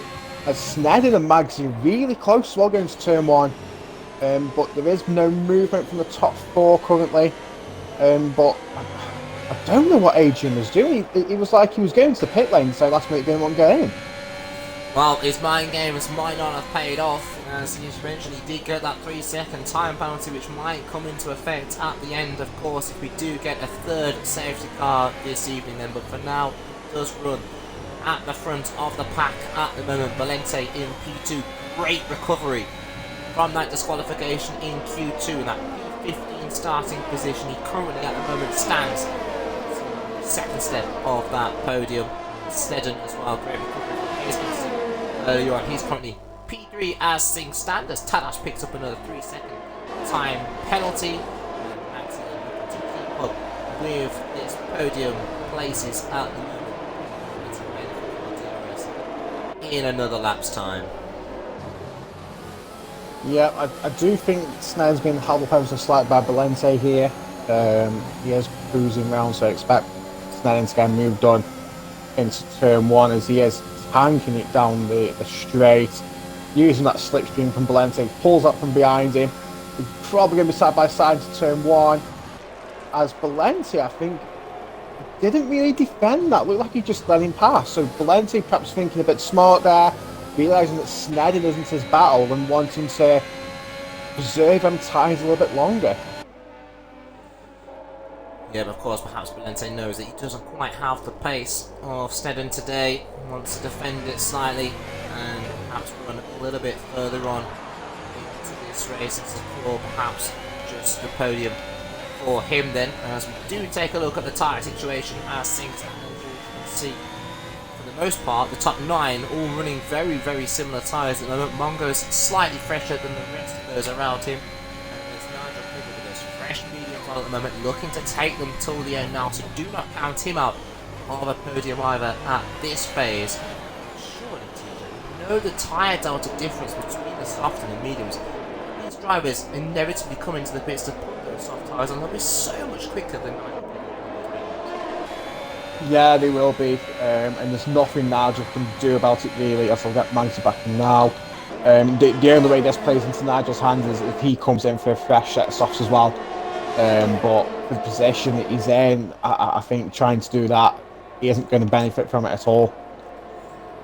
Definitely not, as we watch Manti's AI close up to the back of Valente. Doesn't quite get past though. Nigel Pickle though has made a pass on the other Ferrari in the grid still at the moment, and into P9 then, looking to make that tyre advantage count and gets another point for his Mongo harassing the back of the spin. Had the pace earlier on in qualifying. A couple of lap fresher tyres. Looked his advantage at the moment as Maxi does get back in the session, thankfully. Time or places. So should retake control of that Williams and continue his fight for a podium today. At the moment then, one driver that hasn't made as much progress as we might have expected is that driver at the top of the screen. TJ has just picked up a 3-second time penalty before Mongo. 13, so he's gained a couple of places at the moment. Might have expected to see on those soft tyres. Of course, it's always important to talk about the rest of the grid while there is a title fight going on. And TJ will be looking to get himself some points today, as we see Mongo then up the inside of Espenio. Does get the move done, a very clean move from him. Always he runs very wide though and rejoins the track. A feeling if there was a real world stewarding team here watching that, they might have told him to give back the place to Espenio. not telling him to do that, and he has got 7th place. Yeah, Spinio does let Nigel Peggle through. I don't know if you've had a moment now or whether he just knows Nigel Peggle's quicker, but yeah, he's just conceded the play straight to Nigel. As Nigel picks on the 3-second time penalty up. That 3-second time penalty could very well be crucial for the end of this race. He is looking to take that stop less than the rest of the field then. Across the line, 13 to go till the end of this race. It is still Adrian that leads then from Snedden, who has Sing Stan. We've been speaking about it all night. He will be confirmed as the Tier 3 champion. There he is now. Valente currently riding off the podium as Sing Stan. They know that those drivers most likely have to come in again for another pit stop unless they want to really run those tyres till the end. And as TJ says beautifully most weeks, we'll be dancing on ice. But by the end, as we watch Maxi light at the rears, it looks like he's already dancing on ice with 12 lap old mediums. Maybe the 2 stop is the way to go. Maybe it's just too hard to push this soft medium. You have to do this soft medium. Yeah, I think it's just purely sector 2 where you've got them really fast tight corners that just rip through the tyres. And obviously it's a quick track as well. The drivers down the straights are just full throttle in. You're braking so hard, and with all these little factors, I think it just, even though tyre wear isn't too hard, I think because you're going that quick and through these tight corners, you just need that grip to keep you going. Yeah, definitely that second set, that 10 up on the track, they definitely it's so easy to the back end, the final corner as well. I find that you do not have any grip on those rears. It's so easy to lose it. Either into the wall on the left or into the wall on the right then, but the drivers negotiating it so far, and onto lap 25 we go then. Maxi still in hot pursuit of Tadas and Valente ahead of him. Tadas looking to get every bit of support he can from the slipstream of Valente. Let's check the ERS levels of both drivers, and Tadas with slightly more than the Ferrari driver at the moment. Can use that to his advantage. Despite the penalties he may be carrying,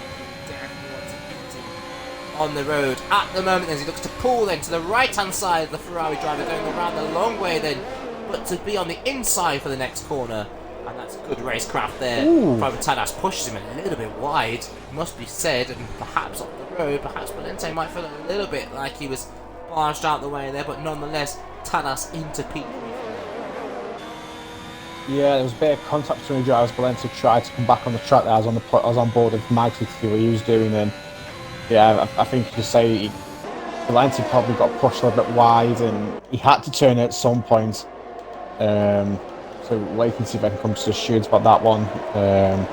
It's still fantastic racing between the drivers. There is still really close battles on track.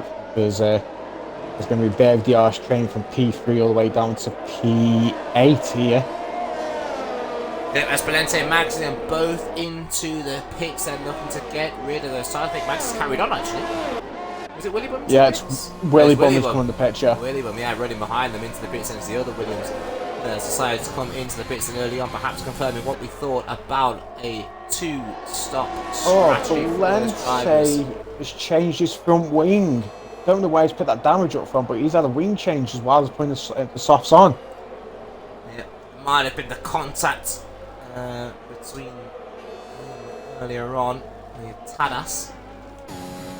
That's had to have a front wing change there, which makes it that will cost him a handful of seconds and perhaps put him slightly out of the fight now for the podium. So we watched Soprano Legend get a very good move done on David Allface, who's lost another position as well to TJ, comes up to P9 now on the soft tyres that we mentioned earlier on and running around at the moment. But yeah, not a good couple of corners for David Lowface there, but yeah, big shake up and let's have to change that front wing. That will cost him. He's on the soft tyres now though, perhaps looking to take advantage of those soft tyres for a couple of laps. Will Maxi and Tadas more importantly pitted. instead of, yeah, we expect to come into the pits. I was just wondering whether Tadas and Maxi they haven't clocked the fact that Valente has had to change that front wing. Of course, that would have cost him a very, very large handful of seconds, it should be said, to change that front wing, and they would have covered the undercut there from those soft tyres of Valente's by coming into pits on that lap, but they're choosing to go around again, and is this going to hurt them, TJ, when they finally decide to pit, and will Valente still come out ahead of them? I don't understand why they. I don't understand why Tass didn't come in. I think we were like double stacking lose time there. But Magsy, he should have covered off Valente there for certain. I mean, he's stuck behind Tadas now. He's on them. He's on 15 lap old mediums. He's going to be losing so much time compared to the Ferrari driver. This is going to be close when Magsy pits, because I can't see him getting these mediums to the end. Gap at the moment between Magsy, Tadas, and Valente. Oh, what is it? 3-ish seconds. So very, very close, and they come out the pits at the moment. That obviously depends. If they come into the pits on this lap, they'll have fresher tyres to the end of the race. Tadas does indeed come into the pits, and so too does Magsy. Then one extra lap. Nigel Pickle, we know, is running till the end, as he's carrying 9 seconds of penalties. Nigel Pickle, Adrian into the pits too, but TJ's groans there was for Tadas, who was the driver that could deny his teammate the title today, picking up a 5-second penalty then for speeding in the pit lane. Yeah, as Valente's coming round the final corner now, he's got DRS on days. He is going to come. This is going to be really close into turn 1, I think, between the drivers. He's managed to get past days. He's using the slipstream to try and pull himself forward. I mean, that gap should be a lot bigger that he's got behind Magsy there. So yeah, the two drivers have really hurt themselves by not hitting a lap before. That most definitely it is now all down to Magsy and Tadas, who did not choose to come into the pits lap earlier. I noticed it the minute they were coming around the final corner. I thought to myself, do they know that Valente had to change that front wing? Because surely if they knew, they would come straight into the pits to cover off that undercut. That Valente would have had, of course, if he didn't change that front wing. But he had to, and he's only ended up under a second behind him, so it was a good job that they did. They will now, of course, get fresher tyres to the end of the race, but will that be enough to keep ahead of the Ferrari driver? That remains to be seen. As we go then on to lap 29. It's Nigel Pickle that leads the way at the moment, but he has picked up 9 seconds worth of time penalties at the moment, which would drop him to about P4. Behind Snedden, as things stand, it would be Snedden on the top step of the podium when penalties come into account. We've seen all the drivers come into the pit, so Mongo is running very close to Nigel Pickle. Tyres going 15 lap old mediums. He's under a second behind Nigel Pickle at the moment. Yeah, it's fantastic for Mongo. This is he got his first podium this season in USA last week, and if it wasn't for his penalties, he'd be on the podium here again. Fantastic driving from the Red Bull driver. And of course, the two drivers yet to stop again. Nigel Pickle and Mongo on 10 and 15 lap old mediums respectively at the moment. Mongo making them work at the moment to keep up with Nigel Pickle, perhaps using that DRS to his advantage as well to tow him along with the Haas driver at the moment. Come around the final corner. Yeah, it'll be interesting to see if either into the pits we shoot. Nigel Pickle won't, and Mongo doesn't either. He doesn't do it, he's a hobdog, he doesn't do it. His teammate did. Get it from on the way into the pit lane.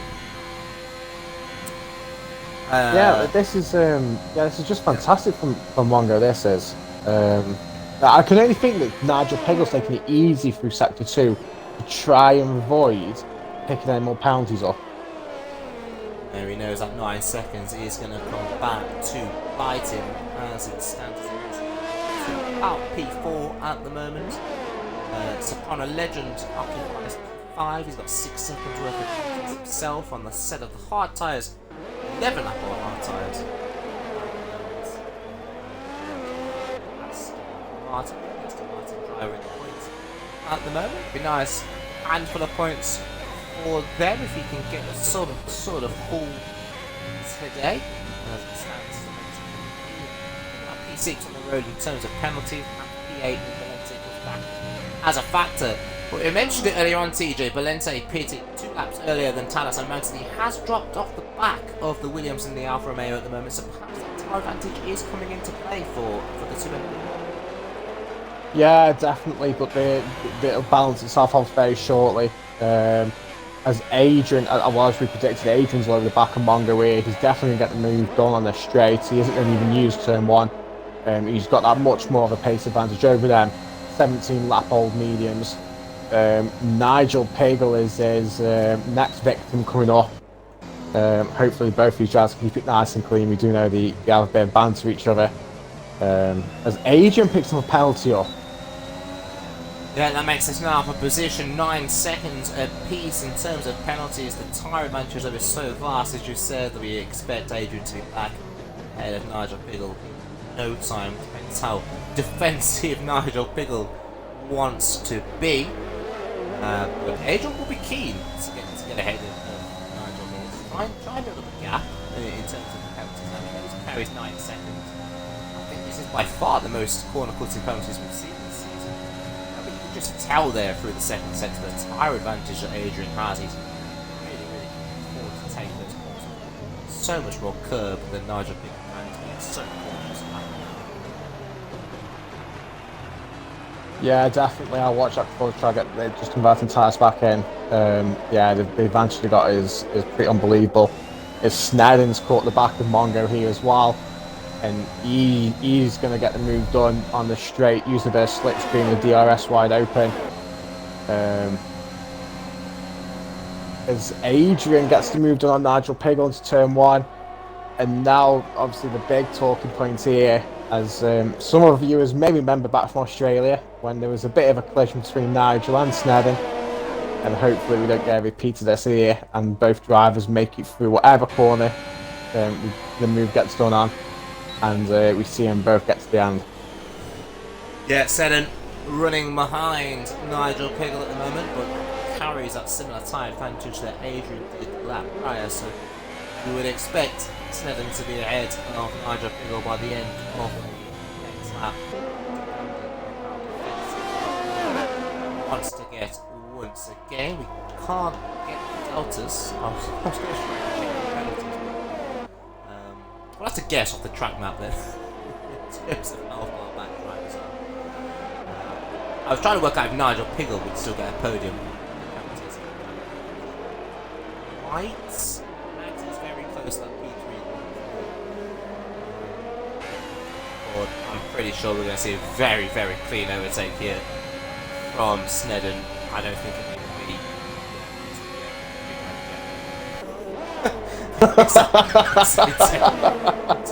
We knew it had done way before the braking zone, and there we go. Snedden then into P2. It's a net P1 with the penalties applied at the end of the race. The championship leader cruising to the title in style at the moment.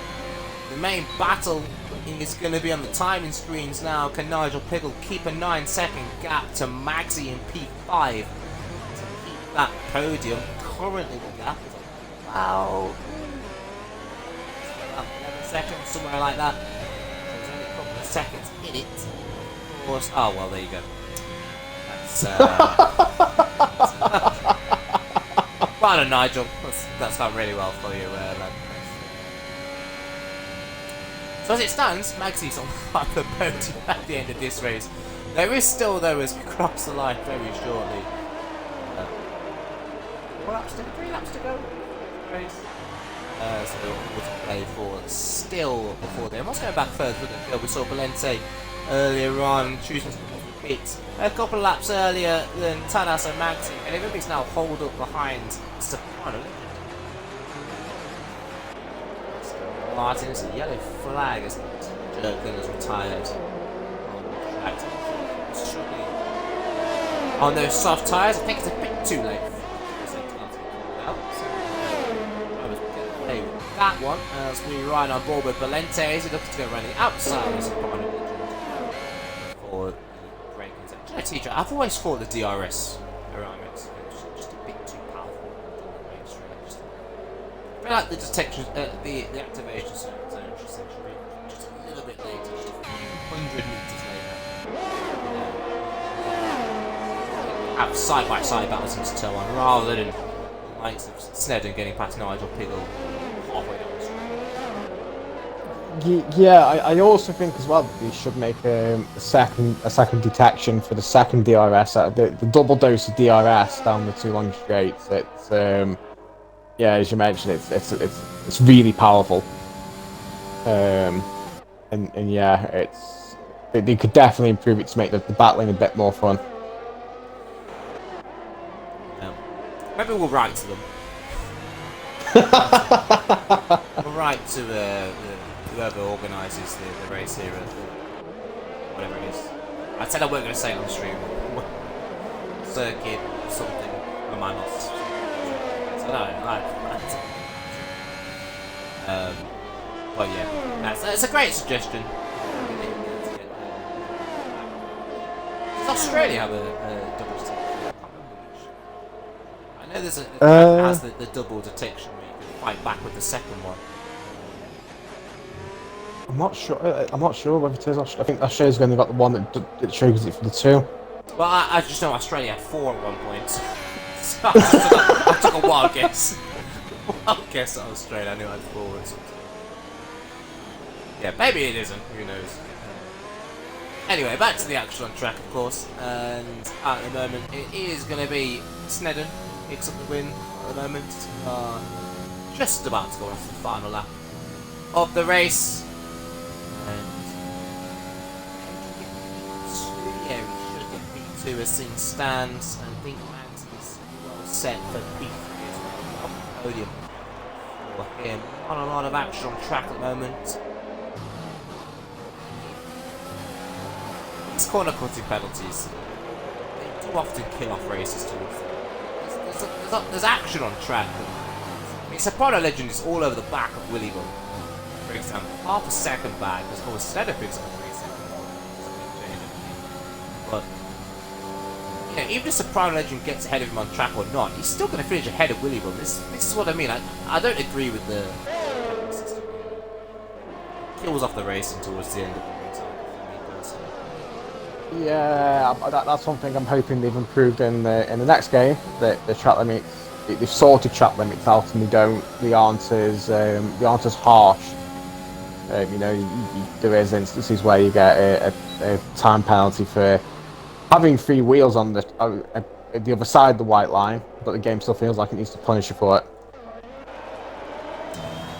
Yep, very inconsistent indeed as Adrian rounds the stadium section and the fireworks go off indeed, following a McLaren closely as a back marker. He'll cross the line in first place on the track, but it is Snedden who will cross the line, and he is off the throttle for good measure to take the win and the Drivers' Championship then in Tier 3, Season 3 of FPRL. As we've mentioned, I don't think it was in doubt at any point. Absolutely phenomenal performance this season from him, and he does indeed wrap up the title today in style with a win. It's Adrian P2.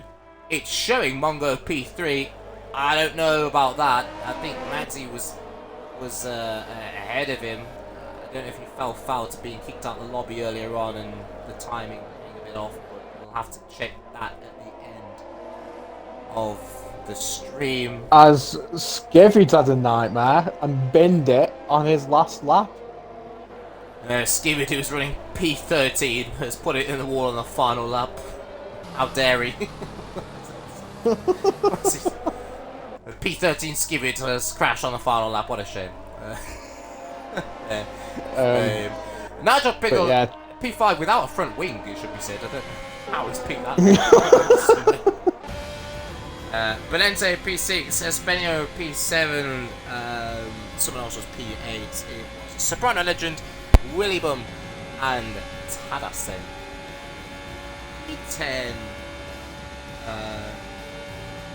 Yeah, Manzi in the chat says he should be finishing behind Mongo. I'm pretty sure he shouldn't be finishing behind Mongo. I think he fell foul of the little bit of a glitch that was going to have.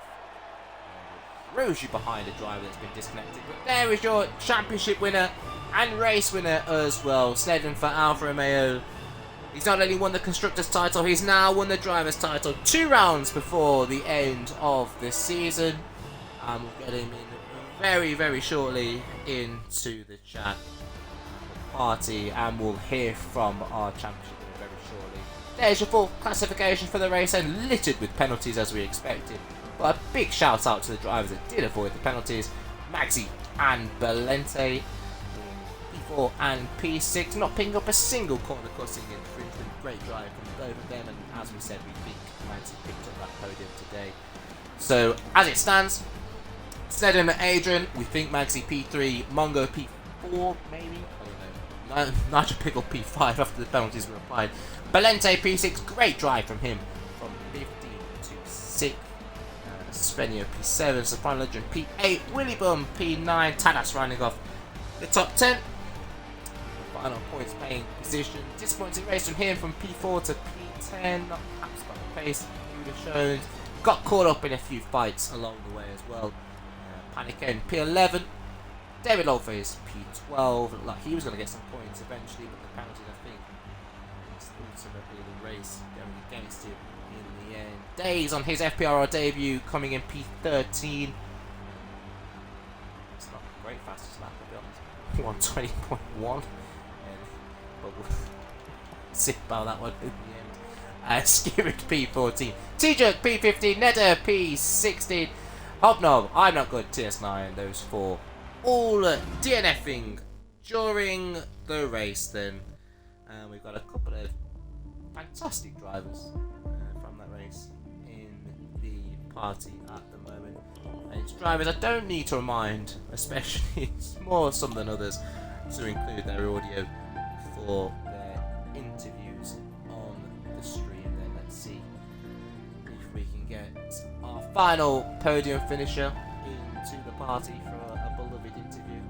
There we go. About time. I knew we'd hear from eventually. Our lovely Irish babe, as we should say, who came in P2 today. So TJ, as always with these interviews, TJ, we'll start off before we do the interviews. We'll start off with the driver of the day. Of course, there's a few drivers to choose from, given some of the performances we saw. Valente had a great performance from him. Instead, made a good recovery during the race to not only take the win but the championship as well. And of course, a couple of other drivers out there. Mongo, good performance from him again to just finish just off the podium. But who are you going to give your co-commentators driver of the day to? Yeah, I think it's really tough. As you mentioned, all the drivers that you've mentioned fully deserve it, and I've just been thinking about it actually. I mean, you know, there's no disrespect to who I'm going to give it to, but I do think Valente is driver of the day. As much as Snedden did that great recovery drive to come back, finish P1 and win the championship, to start at P15 after that bit of a nightmare being disqualified in Q2, to finishing P5. Yeah, it's a fantastic result for the Ferrari driver. Yeah, I think I agree with you there. Great choice for your driver of the day then. Valente, who as you mentioned went from that P15 grid position to that P5 with a great performance from him. Then we have got all of, I said we were about to go. We did have all of the podium finishes in the party. Maxi, what are you doing, lad? You've dropped out at the last minute then. We'll see if we can get him back in very quickly.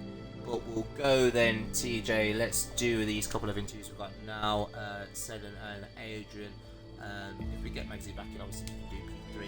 I'll do P2 then quickly. And of course, you can interview our championship winner, Snedden, for P1 then. So, Adrian, you had the pace in qualifying Q1, Q2. You didn't quite, though, get your fastest lap throughout the entire qualifying in Q3. I think you were faster in the end in Q1 and Q2. What happened in Q3? Why couldn't you find the time? I bottled my first 2 laps, and then I pitted, went out again, bottled, and I took it slow on my last lap. That's why. I had 14.6 or 5 in me, but yeah. couldn't get it.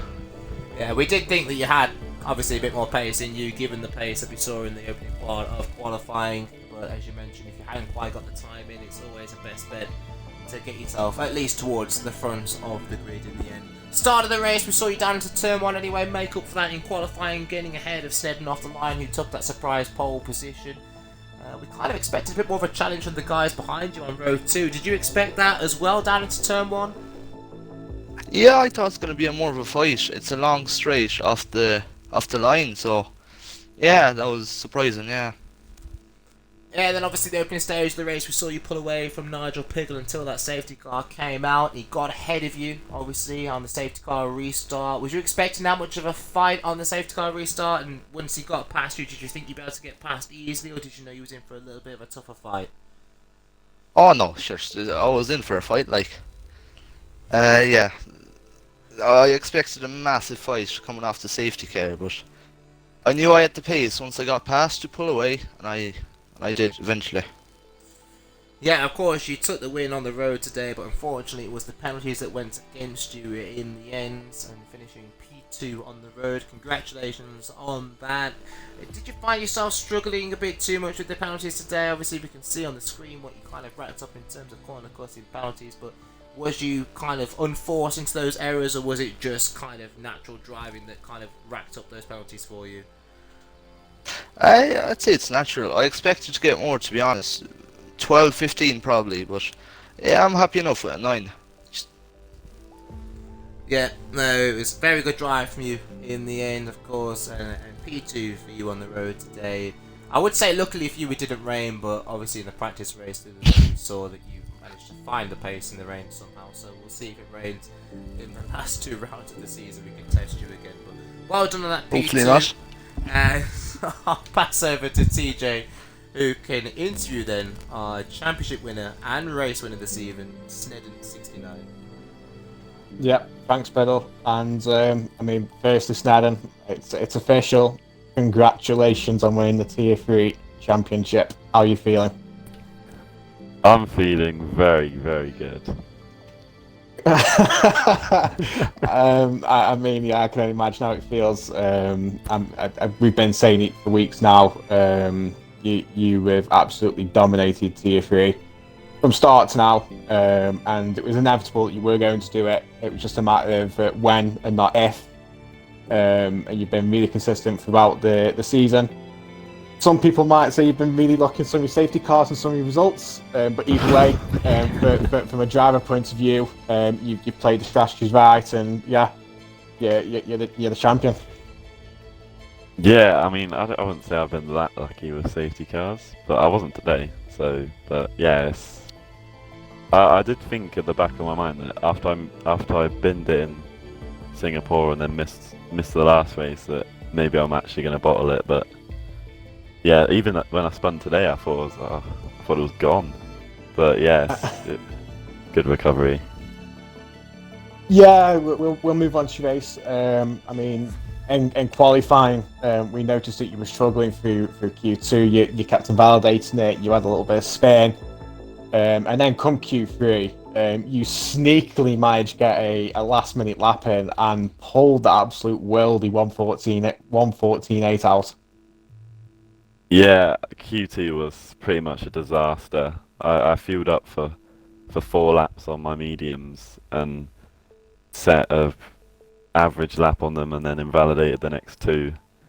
Yeah, but then come Q3, I wanted to do a push lap and then a cool down lap and then try and get pole right at the end because I didn't think I'd be able to catch Adrian, but yeah, fair enough. Yeah, it was quite a good lap. Yeah, a fantastic lap, and obviously started you front of the grid. And then the race start looked pretty clean. Everyone had the positions. And then, yeah, as you said, you had that unfortunate moment where you dropped it, spun it, and I can only imagine how you felt at that point. Yeah, I was really kicking myself. But I got a pretty bad start off the line. I lost it to Adrian like straight away, but yeah, I don't know what happened. I sort of just lost it on the curb, and then I tried to save it, but yeah, fell to last. Yeah, I mean, nonetheless, you had a fantastic recovery drive. Obviously, you pitted in the safety car come out, which probably helped you out a little bit. But then from then onwards, that you kept it nice and clean. You obviously picked that penalty up on the last lap, but it didn't make a difference to your results. And yeah, you had a fantastic recovery drive. Yeah, thanks. I was trying to go for the fastest lap, but yeah, it didn't really work out on my worn tyres. Yeah, I mean, if it was just a bit, obviously getting past that would have been showboating a little bit, but yeah, I mean, I can only echo what I imagine what Biddle will say to you, and what the rest of Tier 3 were saying to you is a massive congratulations, fully deserved, and yeah, you are our Tier 3 Season 3 champion. Yeah, thank you, man. Biddle, do you want to, have you got any word to say, or do you want to interview Magsy? No, I was just going to say congratulations to Send, of course, for taking the title and the win today.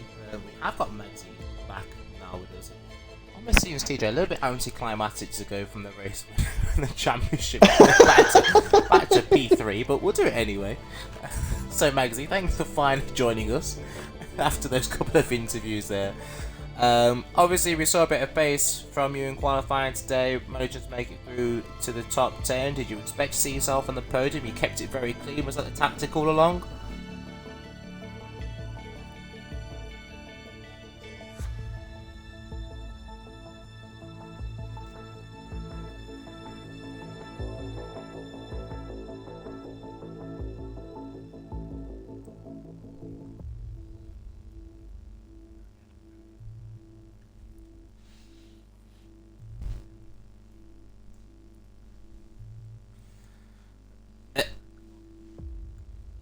Yeah, I don't know if it was just for me there, but you were a little bit quiet, Magsy, on that question. But I'll ask another one. Hopefully you're a little bit louder.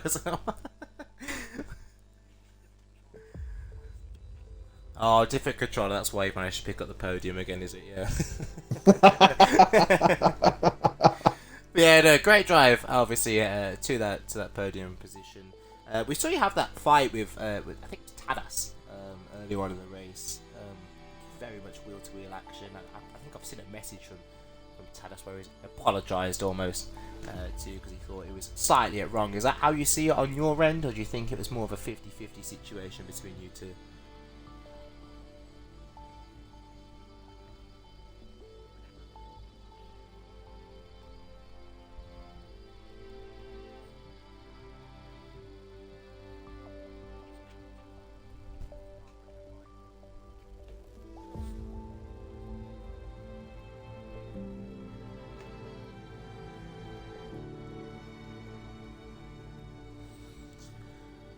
Yeah, no, you managed to carry on, obviously, as you mentioned, and carry on you did to P3. So, well done for that, TJ. If you've got any more words or questions you want to ask Magsy on his finish today? No, just congratulations being back on the podium. It's been a long time, and giving your pace today was fully deserved.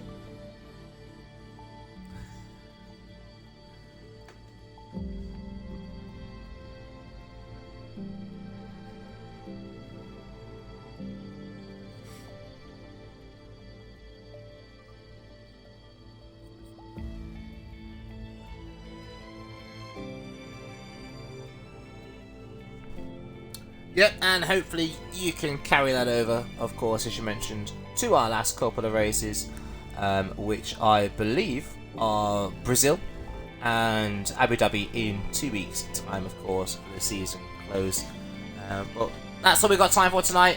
Congratulations once again to our podium finishers, Magsy in P3, Adrian P2, and Snedden, our championship winner and race winner this evening. And of course to Belente, who was the co-commentator's driver of the day. Thanks once again to TJ for joining me, as always, on these Wednesday evenings. I'd have nothing else to do if he wasn't here, so thank you for joining me once again. Yep, no worries, it's always a pleasure. It's an enjoyment to do commentary with Biddle. It makes my night. Well, let's see. It's got to be good for something, so... But no, yeah, like I said, that's what we've got time for. Tier 1 are back tomorrow night with a race around the same track, of course, as always. Yeah. So I don't know why I thought it was going to be a different track then. It's the exact same track, as it always is. And for the same with Tier 2 on Friday at 8 p.m. as well. And the F2 Championship is back this weekend, I believe on Sunday at TJ somewhere. I should know. At Brazil. At Brazil, of course it is. Yeah, I should know that. I did the calendar. It is Brazil. And that could be championship can be wrapped up as well on Sunday. So be sure to tune in for that one to see if Brookie Min can take the F2 title there. But as I've said twice already, that's all we've got time for tonight. So be sure to tune into the stream for those races coming up. And until next time, we'll see you then.